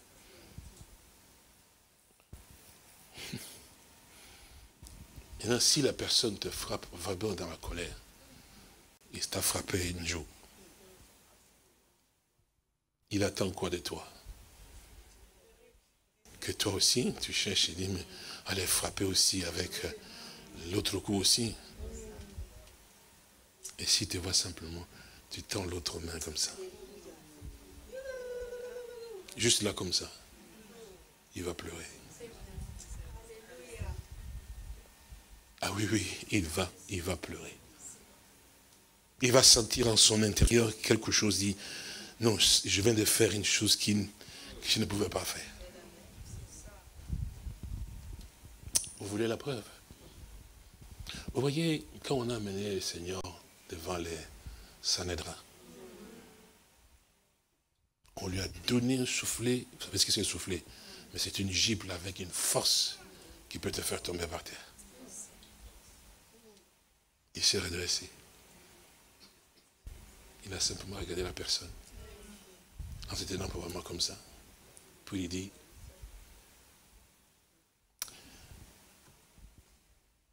tu as giflé, il n'y a pas de problème. Mais je voudrais te poser une question. Dans tout ce que moi je viens de pouvoir dire, où est-ce que j'ai mal parlé?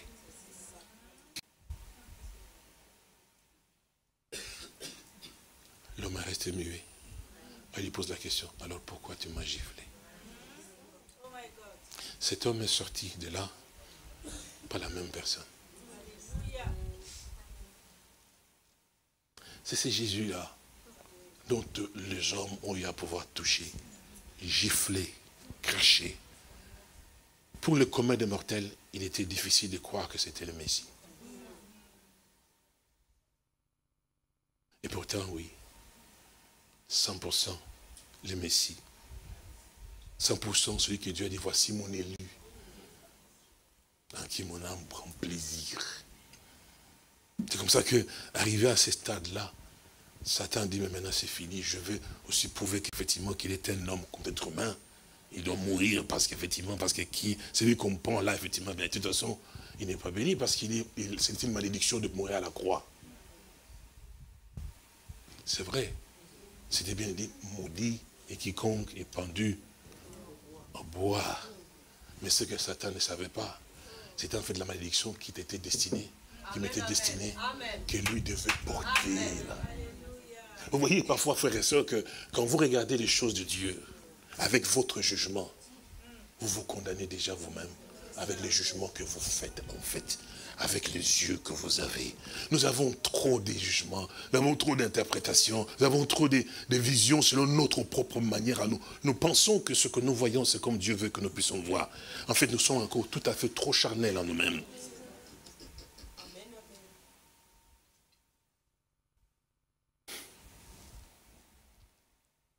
Et oui,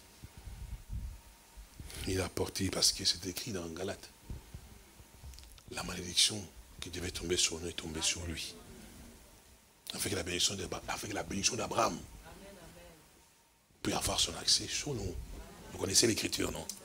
Alors Satan, pendant qu'il faisait ce travail-là, donc il a fait son travail de miner en fait. C'est-à-dire qu'il était de mettre tout pour montrer qu'effectivement qu'il ne vaut pas, c'est pas un homme de Dieu, c'est ci et cela. C'est comme ça que Satan va travailler avec vous. Bien sûr que oui, il va le faire. Vous savez, chaque véritable enfant de Dieu, Dieu doit les séparer. Est-ce que vous saviez ça? Je ne sais pas si vous le savez, mais Dieu doit les séparer. Mais il a dit, qu'y a-t-il de commun entre la lumière et les ténèbres? Il dit, séparez-vous. Vous serez donc mes fils et mes filles, et je serai votre Dieu. 2 Corinthiens chapitre 6. Vous connaissez cela, non? Bien sûr. Il faut qu'il y ait... Mais c'est quand vous êtes séparés, en fait, effectivement, que le combat s'intensifie encore davantage. Parce que c'est à ce moment-là que Dieu vous instruit encore davantage. Est-ce que vous comprenez? Parce qu'il faut qu'à un certain moment, vous appreniez à marcher seul avec Dieu. Nous marchons souvent en groupe. On a des copains, on a des copines, on a des frères avec qui on a des accointances, effectivement. Nous nous sentons. Mais si tu es de Dieu, Dieu va te dépouiller de tout ça.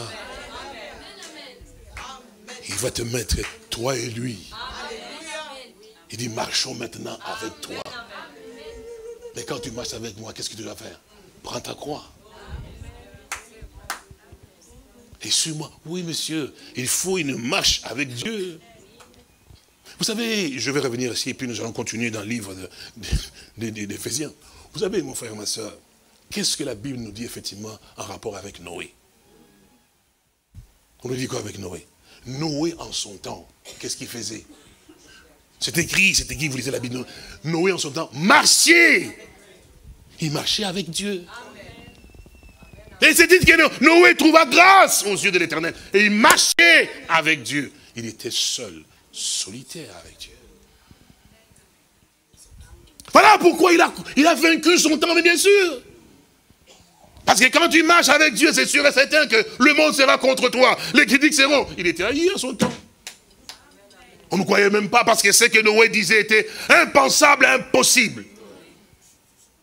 On l'a pris pour un fou. On va te traiter comme cela. Ils sont des malades mentaux, bien sûr. Mais qu'est-ce que ça veut dire? Cet homme allait construire un bateau là où il n'y a pas d'eau. Vous n'avez jamais lu ça, bien sûr. Même pas la rivière, non, mais parce que les gens qui construisent quand même le bateau, c'est quand même quelque part où il y a quand même la rivière, parce qu'on va pousser comme ça rentre dans l'eau. Mais là, non. Et Et puis, quand on parle même des eaux, il y avait que la vapeur, enfin, la vapeur, la rosée qui montait et tout ça. Et puis on dit, bon, je suis dans tes bâtiments, mais Dieu a dit qu'il va détruire par les eaux. On dit, mais monsieur, il est fou. Bien sûr que vous avez tendance simplement à pouvoir dire, nous voulons le groupe, nous voulons le groupe. Non, Dieu te veut seul. Parce que le salut n'est pas un salut du groupe, monsieur. Le salut est individuel. Mais maintenant, quand toi, tu marches avec Dieu, ma soeur marche avec Dieu, mon frère marche avec Dieu, Dieu va nous rassembler. À ce moment-là, notre rassemblement a un sens. Quand je vois mon frérot que tu me manques, oh, tu m'as manqué, mais bien sûr, monsieur, qu'il est doux et agréable pour deux frères de quoi? D'habiter unis ensemble. Qui nous unit? La parole.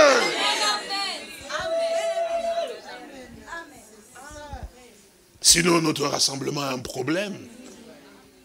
On est là, on n'est pas un, c'est toujours des critiques. Il a dit ça, c'est parce qu'il a parlé de moi. Qu'est-ce que j'ai à faire avec vous? Il a dit ça parce qu'il a pensé de ceci. Qu'est-ce que j'ai à faire à passer? Moi, mon travail à moi, c'est de prêcher la parole de Dieu. Que ça vous plaise ou pas, que vous me jugez ou pas, c'est pas mon problème. Mon problème, c'est de dire ce que Dieu veut que je dise. Et puis je termine. C'est Dieu qui s'occupe. Donc nous comprenons qu'effectivement que c'est Dieu veut que nous puissions, chacun de nous. C'est pour ça que nous comprenons bien que ce n'est pas le groupe qui entre, mais chacun de nous qui est placé dans le corps. Donc je dois être moi-même saisi par le Saint-Esprit. C'est pour ça que nous avons ce désir, effectivement, que nous chantons ce cantique qui dit que si tu viens, ça doit être quelque chose de présent pour nous. Si tu viens, donne-moi la main. Mais si tu ne viens pas, ne me retiens pas. Si tu es quelqu'un qui est toujours là, en train de pouvoir regarder, pour voir, oui, aujourd'hui, mon frère Christian, quand il a chanté, je n'ai pas beaucoup aimé ces cantiques, donc ça ne m'a fait rien. Mais nous sommes à gloire à Dieu. Il a inspiré. Quand il a chanté, mon âme était transportée. Est-ce que vous comprenez? C'est-à-dire que je viens ici pas pour voir les défauts de frère Christian ou les défauts de telle personne. Je viens ici pour voir la puissance de Dieu. Parce que dans le lieu où je me rassemble, je prie d'abord pour lui. J'ai dit, Seigneur, je t'en prie, ici la main, puis-tu pardonner, puis-tu agir. Oh, il est comme ça. J'ai dit, non, il n'est pas comme ça, il est un fils à toi. Vous comprenez? Quand il va venir, Seigneur, oins-le, je t'en supplie. Parce que quand tu le bénis, je suis béni. Est-ce que vous comprenez? Ça, c'est quand quelqu'un a connu ce que c'est que Dieu l'a connu, effectivement. Et que Dieu a et qu'il marche avec Dieu. Il cherche quoi? La gloire de Dieu. Il cherche quoi? Que les dons s'enflamment. Mais il n'est pas là pour dire, oh, vous voyez, et maintenant comme il est là, il va chanter, puis ça va, il va partir, et puis il va revenir, et c'est. Moi, je n'ai pas de problème. S'il part, c'est qu'il transpire. C'est qu'il a une chemise mouillée, sinon il ne va pas avoir de... S'il va commencer à tousser ici, il ne va pas bien continuer les services. Donc je préfère bien qu'il aille s'échanger, qu'il mette sa chemise sèche. Et vous savez, d'abord, en parlant de cela, il me dit une chose au Fanambio. J'ai dit, mais papa, je vais te dire une chose. Je dis quoi? D'abord, nous étions là aussi tous avec les frères Zaché, tout ça, je vois. Il vient là, dire avec beaucoup de joie, il est heureux parce que c'était mon anniversaire. J'ai dit, oh, qu'est-ce qu'il y avait un gâteau là? Et c'est pour moi. Quel anniversaire, je regarde, j'ai essayé de mes bras, j'ai prié, et puis j'ai dit, j'ai encore ajouté ça. J'ai dit quoi? Toute une pile de t-shirts comme ça, blancs là. Parce que moi, j'aime bien les t-shirts. Et puis il dit, papa, tu sais quand? J'ai dit, oui, mon grand. Il dit, tu sais, ces jours-là, c'était hier ou avant-hier, j'avais tellement chanté, j'étais trempé, même mon t-shirt était gonflé comme ça de l'eau. Je n'avais pas de t-shirt de rechange. Alors j'ai parlé à ton bébé, j'ai dit, toi qui t'occupes de la garde-robe là-bas, il dit, papa, n'as-tu pas une t-shirt un peu comme ça? Il dit, je lui dis, oui, il n'y a pas de problème. Il dit, quand j'ai pris ton t-shirt, je me suis mis dedans, j'ai nagé. Je dis, j'ai nagé, mais ça a marché. Mais c'est pour ça que j'étais apporté de nouveau. C'est pour ça qu'il sort. Enfin bon. Non, nous comprenons, nous, effectivement, qu'on n'est pas le dire, oh, il est sorti 2 fois, 3 fois. Non, il y a bien une raison, c'est pour dire que notre attitude Quand nous venons, ce n'est pas pour regarder les erreurs, mais c'est pour prier pour que l'onction descende. Que Dieu, comme on dit, quand Dieu descend, c'est ça que nous voulons qu'il descende. Que les choses soient différentes, effectivement, pour nous. Frères et sœurs, nous devons changer. Vraiment changer dans la profondeur pour que, parce que nous voulons que notre Dieu fasse quelque chose pour nous. Alors Satan dit, je l'ai eu, évidemment là, je l'ai percé là-bas, j'ai vu que l'eau et l'essence ont sauté, tout, c'est du temps, même le peuple l'ont même abandonné. Il m'a dit, crucifiez-le, il est malheureux. Il est seul, c'est ce que Dieu voulait. On l'a appelé homme de douleur. Habitué à la souffrance. Semblable à ce notre tourner les regards. Nous l'avons dédaigné. Il fallait que ça s'accomplisse. Elle fait de lui aucun cas. Nous l'avons considéré comme puni. Il me dit. Isaïe 53. Cependant, ce sont nos souffrances qu'il a portées. Oui, c'est Jésus-là qu'on est en train d'insulter, descend. Il n'a pas réagi comme les hommes voulaient qu'il réagisse. Oui, monsieur, oui, madame. Alors là, Satan dit ici, je l'ai. Alors j'enfonce effectivement. Et comme j'enfonce, c'est comme j'ai moi le territoire. Quel territoire il avait? Les séjours de mort. Souvenez-vous qu'on a parlé, effectivement, il a dit à Père, je te donnerai les clés du royaume des cieux. Le jour de Pentecôte, il lui a donné. Vous vous souvenez? Parce que les hommes ont souvenir, mais oh, mon frère, que ferons-nous? Il fallait que Pierre ouvre maintenant. Il fallait qu'il ait les clés. Parce que tu liras sur la terre, sera lié dans les cieux. Et dit, répentez-vous. Et que chacun de vous soit baptisé au nom du Seigneur Jésus-Christ. Pourquoi? Pour le pardon de vos péchés. Là où Dieu a ouvert. Donc si tu es baptisé dans le Père, dans le Fils, ou je ne sais pas moi dans quel autre nom, tu n'es pas non plus baptisé sur les Saintes Écritures. Parce que les Écritures sont tout à fait claires, effectivement, comme ça. Alors, maintenant, comme Satan, lui, il avait son royaume où il régnait, bien sûr. Et c'était où? C'était donc les séjours de mort. Et son arme qu'il avait, c'était bien la mort, parce que quand il frappait, il t'amenait dans sa prison. Bien sûr. Vous me direz, frère, bien sûr que oui. Parce que on a bien dit les séjours des morts. Donc ils étaient donc morts. Là. Adam, tout ça, Abraham, tout ça, même Noé, tout ça, 8e, nous en a parlé effectivement. Ainsi tout ça, David et tout, qui a dit, tu ne permettras pas que ton cerveau voie la corruption. Pierre dit, mais permettez-moi de vous dire avec certitude que David, son tombeau jusqu'à aujourd'hui, il existe parce qu'il a été donc enseveli là-dedans. Mais puisqu'il était prophète, il savait que Dieu lui donnerait donc un fils pour que vous connaissez l'écriture. C'est la résurrection de Jésus-Christ dont il avait prévu et parlé. C'est ainsi que tous ceux-là étaient tous dans le séjour des morts. Et Satan régnait dans cet endroit-là. Vous savez pourquoi ils allaient dans cet endroit?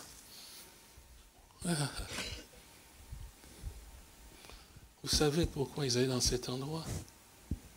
C'est à cause de transgression. La mort est venue à cause du péché. Est-ce que vous comprenez?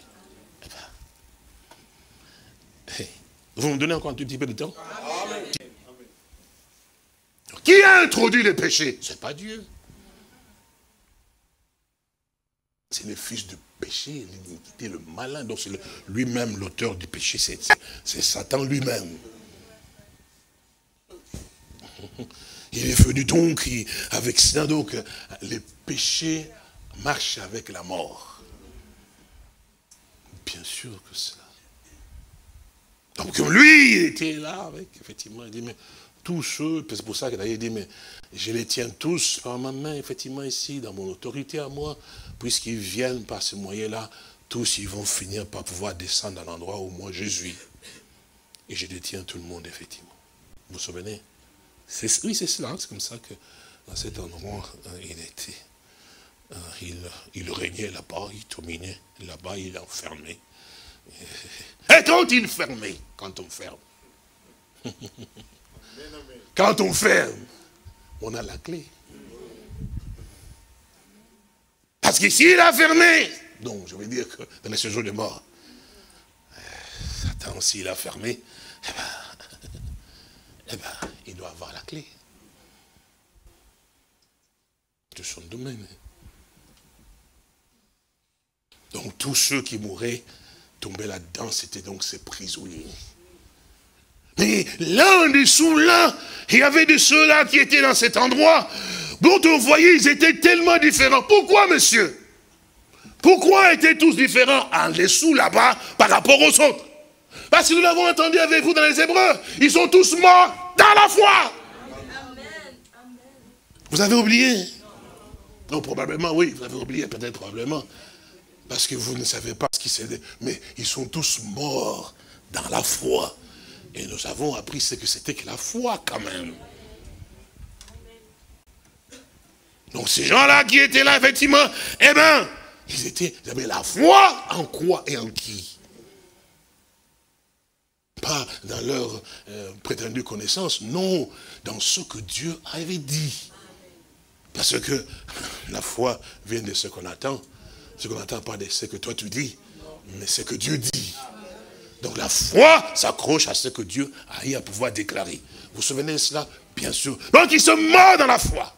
Et en cette espérance, effectivement, sachant qu'un jour, comme Job l'a dit, il viendra. Il viendra. Certainement, il viendra. Mais Satan ne pouvait pas croire, évidemment, parce qu'il ne peut pas croire. Il est toujours incrédule, effectivement. Mais eux, ils avaient la foi. Que même si ça se passe 1000 ans ou 2000 ans, Dieu accomplira toujours ce qu'il a dit. Amen. Peu importe, nous ne comptons pas les mois et les années. Nous comptons simplement sur ce qu'il a dit, sa promesse. Au temps marqué de Dieu, il va l'accomplir. La Bible nous dit quoi? Que le juste, c'est-à-dire que fils et fille, le juste vivra toujours par la foi. Est-ce que vous comprenez? Le plus important, c'est que Dieu vous a dit. Qu'est-ce qu'il vous a dit? Je m'en vais vous préparer une place. Donc si toi tu es compté dedans, ta foi ne peut pas faillir. Peu importe ce qu'on dit, Covid, Corona, si c'est Corona, je sais très bien, je sais pas très bien de quoi c'est. Tout ce qu'on peut dire, effectivement, vous ne tremblez pas. Parce que nous savons une chose, peu importe mon frère, qu'on dit si il a attrapé le Corona, même s'il a attrapé, on priera. Corona partira, monsieur. Alléluia. Nous ne devons pas avoir peur de la maladie, monsieur. Non, parce que Christ a payé. C'est vrai, frère.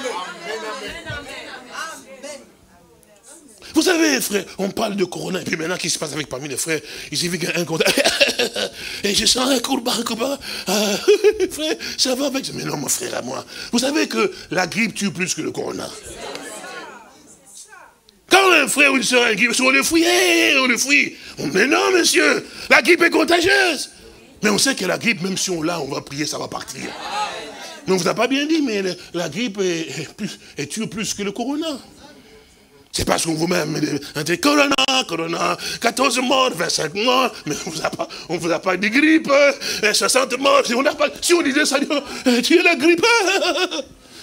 Frère. Mais ta soeur ou ton frère peut dire de combattre, frère, vous avez compris. Mais c'est l'hiver, maintenant on va rentrer. Il y a le froid qui est passé les nuits et tout ça, effectivement. On a attrapé un peu froid, commence à voir mon dos. Tiens le dos. Va un peu voir le médecin. On met la tige là, mon frère. Et il suffit de... Sœur, frère, alléluia. Mais ma soeur, on peut quand même tousser. Même la toux, un tout petit peu la toux qu'on a parce que j'ai respiré une fumée quelque part, je ne peux plus tousser. Si je touche Corona, que j'ai un peu mal ici la nuit parce que mon dos est Corona, tout c'est ma Corona, frère. Mon frère, ma soeur, réveillez-vous. N'ayez pas peur parce que quand vous avez peur de Corona, il va venir parce que vous l'invitez.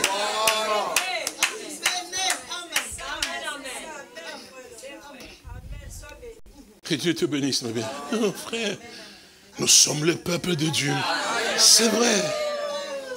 C'est vrai, nous sommes différents, peu importe ce qu'on peut arriver.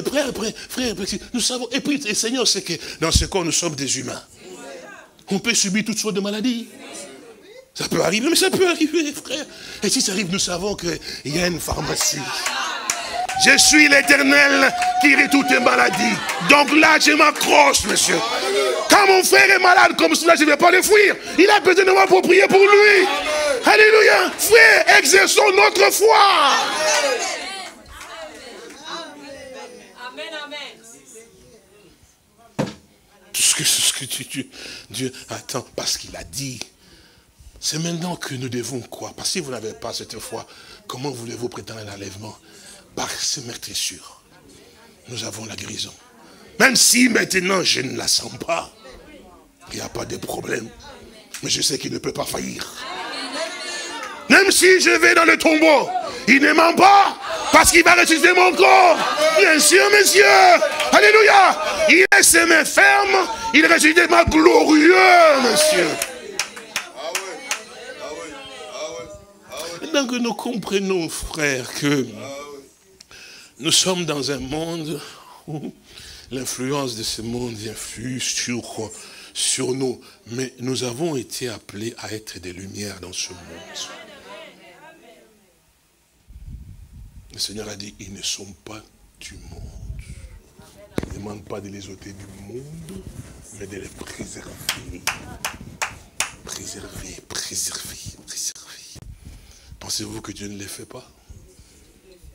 Il le fait. Amen, amen. Le problème, c'est que toi, tu as sauté. Tu vis maintenant par la réflexion, par la peur. Mais il t'a dit à toi que mon juste vivra par la foi. Ils ont vaincu du royaume. Et les rois, Sion, roi de Bazan, oh, c'était par quoi? Mais par la foi. Mais c'est vrai, mon frère et ma soeur. Si nous n'avons pas la foi aujourd'hui, frère, nous ne sommes pas le peuple de Dieu. Amen. Amen. Amen. Qu'allons-nous prouver au monde? Parce qu'il était qui dans le Saint Église? Le Seigneur dit que quand le Fils de l'homme viendra, se trouvera-t-il encore la foi? La foi, la foi. La religion, oui, il y en a beaucoup. Mais la foi, qui s'accroche à la parole de Dieu. Il n'y en aura pas beaucoup qui... Alors Satan dit, là, à ce moment-là, je l'ai. Parce que d'ailleurs, lui-même, il a commencé à dire, mon Dieu, pourquoi m'as-tu abandonné? Il n'avait pas compris pourquoi il pouvait prononcer une telle parole. Vous savez, quand il était dans le jardin de Gethsémani, la coupe, il a crié en disant, si cela était possible, que cette coupe s'éloigne de moi. Vous savez ce que c'était? Lui qui est saint, le saint de saints, il devait maintenant accepter de porter des péchés. C'est ça. Devenir maintenant comme toi.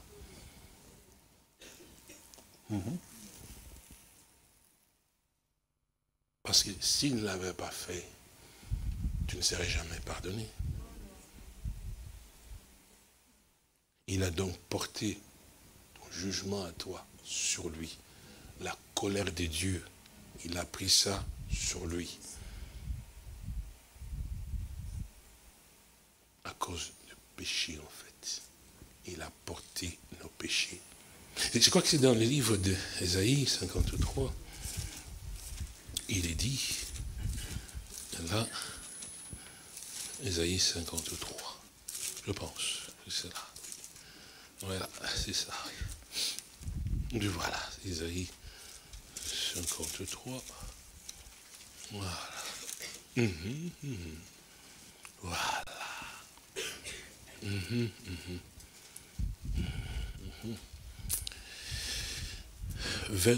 Ésaïe 53, nous lisons peut-être la partie de verset 1 dit, mais qui a cru à ce que nous fut annoncé, qui a reconnu le bras de l'Éternel, il s'est élevé devant lui comme une faible plante, comme un rejeton qui sort d'une terre desséchée.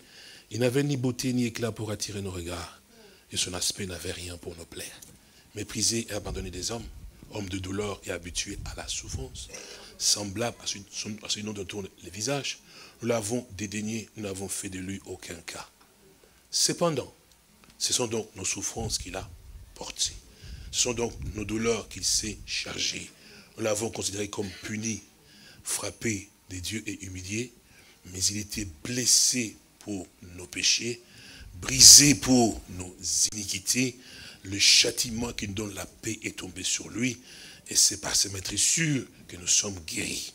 Nous étions tous errants comme des brebis, chacun suivait sa propre voie, et l'Éternel a fait retomber sur lui l'iniquité de nous tous. Il a été maltraité et opprimé, et il n'a point ouvert la bouche, semblable à un agneau qu'on mène à la boucherie, à une brebis muette devant ceux qui l'attendent, et il n'a point ouvert la bouche. Amen. Donc, tout ce qui te concernait, qui me concernait, il a donc porté cela. C'est pour ça que vous remarquerez très bien que l'apôtre Paul dit une chose, dans 1 Corinthiens au chapitre 15. Il dit ceci, je vous ai enseigné aussi comme je l'avais reçu, que le Seigneur notre Dieu, que Christ notre Seigneur, est mort pour nos péchés. C'est écrit, hein? Vous avez lu ça, non? Qui n'a pas encore lu cela? Vous avez déjà lu ça tous?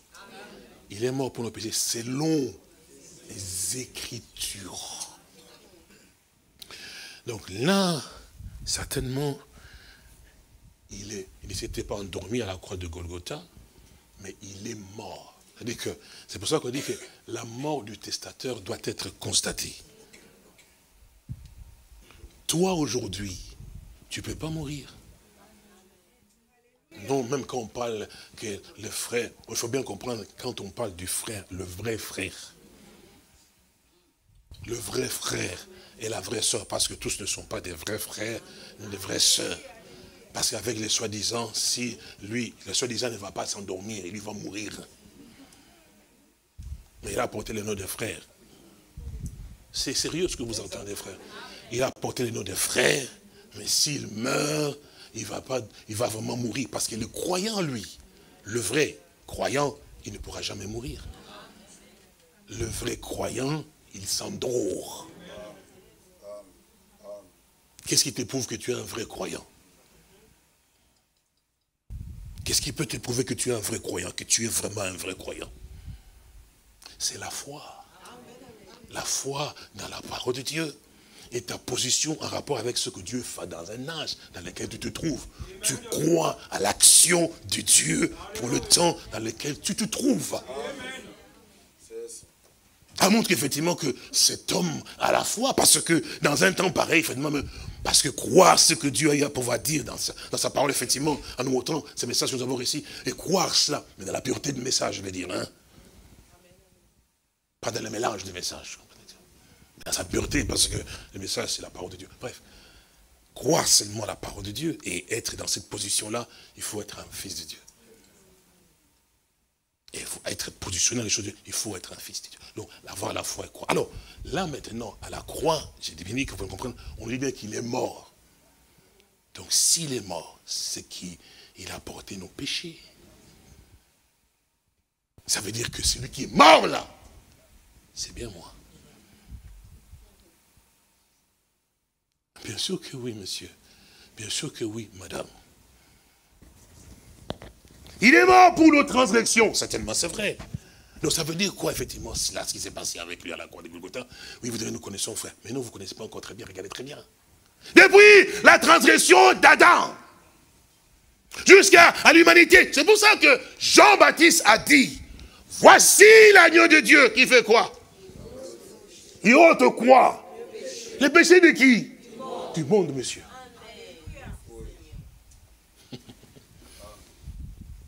Vous savez, c'est quelque chose qui est tellement extrêmement merveilleux, parce que je veux faire une assertion, puis on va partir. Regardez très bien. Dans l'Ancien Testament, lorsque un enfant était un bâtard, il ne pouvait jamais, ni sa génération, entrer dans les choses qui sont de Dieu, en fait. C'est la vérité, pasteur. Que Dieu te bénisse, mon frère. Même pas avoir accès, même sa postérité, rien. Non, monsieur. Parce qu'il n'y avait rien qui pouvait arriver à pouvoir changer ça, parce que ça, c'était en fait le problème du péché, monsieur. Les sangs des trous de bouc ne pouvaient même pas changer cette situation. Non, monsieur. C'est pour ça qu'ils ne pouvaient jamais entrer. Mais quand Christ est venu, monsieur, alléluia, le péché n'a pas été couvert. Il a été ôté, même les péchés d'Adam.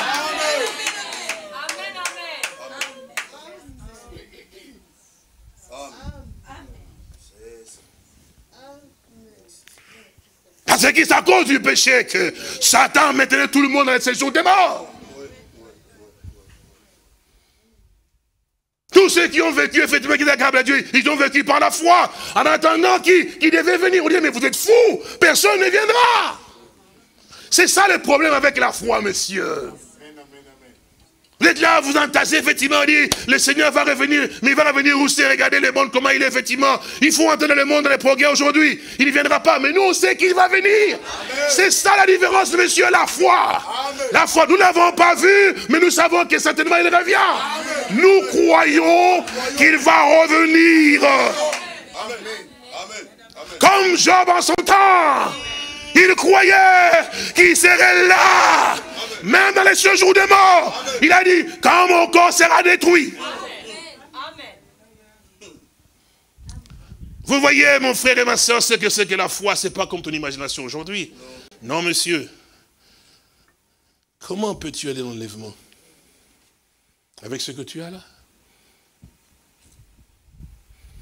Quand les informations montent, il y a 614 morts, Seigneur, frère. Mais ces gens vous manipulent les chiffres. Quand ça leur semble bon, mais c'est sûr, mais ils savent très bien. Comment expliquez-moi 0,1, avec 1,4 de morts, s'il y a 1,4 de morts, frère, s'il n'y a qu'un mort, s'il y a 2 morts, on dit 1,4 de morts.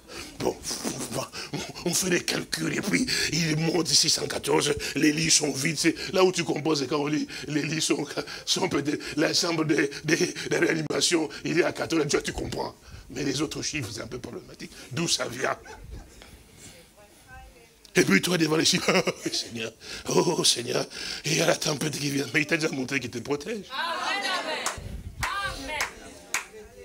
Amen, amen. C'est vrai. Le malheur atteint souvent les justes. Mais qu'est-ce que l'Écriture dit? L'Éternel en délivre toujours. Oh frère, vous parlez tellement trop, maintenant voyez-vous, vous êtes malade, il n'y a pas de problème. Amen, amen. Ah, il n'y a pas de problème. Vous savez que, même, je donne un exemple, même si je suis malade, je dirais toujours qu'il guérit. Amen. Le fait que je sois malade, il ne va pas me dire qu'il ne guérit pas. Non, il guérit. Il guérit. Frère, qu'est-ce que c'est que le corona? Il en guérit. Amen. Il a dit toutes les maladies, il les guérit. Amen. Il n'y a rien qui peut changer ma façon d'être, même si j'ai des bobos, même je bois, j'ai des problèmes, là je dis, ah Seigneur, comment? Non, je sais une chose que tu guéris. Amen. Parce que il y a 3 ans de cela, quand j'étais malade, tu m'as guéri. Amen. Il n'y a pas longtemps, il y a 2 semaines, tu m'as guéri. Amen. Mais si j'ai encore un bobo, je ne veux pas dire que tu ne guéris pas. Est-ce que vous comprenez? C'est ça un fils de Dieu. C'est ça une fille de Dieu qui témoigne par ce qu'il est, qu'il croit vraiment que Jésus-Christ de la Bible, il va revenir. C'est ce qui fait notre foi. Que les gens ne comprennent pas, mais c'est parce que nous croyons que lui qui a fait la promesse, il reviendra. Bien sûr, c'est comme ça que Job et tous les saints. Vous savez, vous vous souvenez, pardonnez-moi si je prends un peu de temps, mais vous vous souvenez de ce que nous avons lu dans les Saintes Écritures, dans les Hébreux, parce que, oui, qu'est-ce qu'il a dit effectivement que tous ceux-là sont morts dans la foi sans avoir obtenu ce qu'il avait été promis. Mais qu'est-ce qu'il avait été promis? Une cité dont Dieu était donc là. Merci, monsieur. Pendant qu'ils étaient là, effectivement, ils attendaient une cité dont Dieu était l'architecte. Mais Satan dit, mais ces gens ici, mais comment vous êtes effectivement? Mais en fait, ils étaient là. C'était des gens qui savaient effectivement que notre place n'est pas dans les séjours des morts. Bien sûr que oui. Ils savaient très bien que leur place n'était pas dans le séjour des morts. La foi est quelque chose de particulier, mon frère. Ça te fait faire des choses qui est un être me dit, mais c'est pas possible là. Oui. C'est le signe qui te montre que tu es un fils de Dieu. Quand tu peux croire les choses que les autres humains ne croient pas, tu dis, Seigneur, comment est-ce possible? Eh bien oui, il y a quelque chose au-dedans de toi qui fait que tu es né pour ça.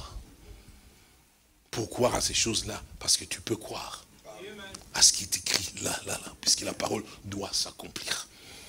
C'est comme ça que ils sont tous morts dans la foi, comme Job, que j'aime beaucoup, parce qu'il a dit une parole extraordinaire.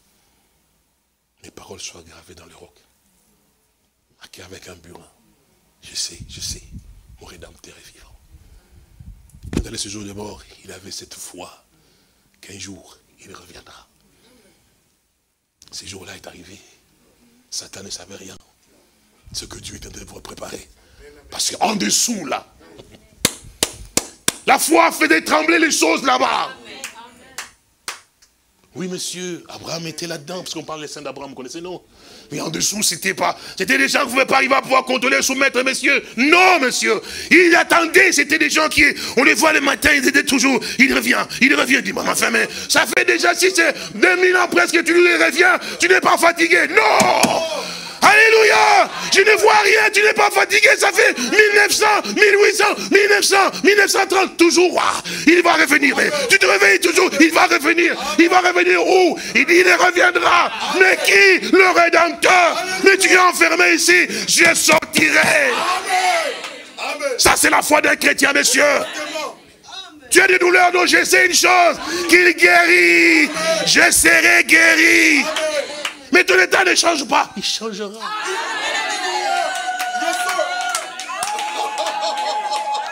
Comment va-t-il? Mais parce que je le crois. La foi que j'ai apporte le changement. Oui, monsieur. Oui, madame. C'est pourquoi cette foi qu'ils avaient l'amené jusqu'à on l'amène là. Bien sûr que oui. 100% vrai, monsieur. Parce que là en dessous, étaient des Solomon, étaient des David, étaient, oui monsieur, étaient des Job, étaient tous ces vaillants guerriers, comme Josué, comme Gédéon, alléluia, comme, c'est vrai, les hommes de foi, qui n'ont vécu que pour ce jour-là, quand il viendra. Merci Seigneur. God bless you, pastor. God bless you. Ça, c'est quelque chose, mon frère, où tu ne veux pas comprendre, effectivement, Satan ne veut rien comprendre. Mais il était là, que son nom soit béni. Il savait pourquoi il s'est laissé insulter. Il savait pourquoi il fallait qu'il se laisse crucifier. Alléluia, que ton nom soit béni. Que mon Jésus soit béni, que mon Jésus soit loué, qu'il soit exalté, qu'il soit aimé de tous les hommes. Alléluia. Il est bon d'aimer ce Jésus. Lève-nous, mon frère. Notre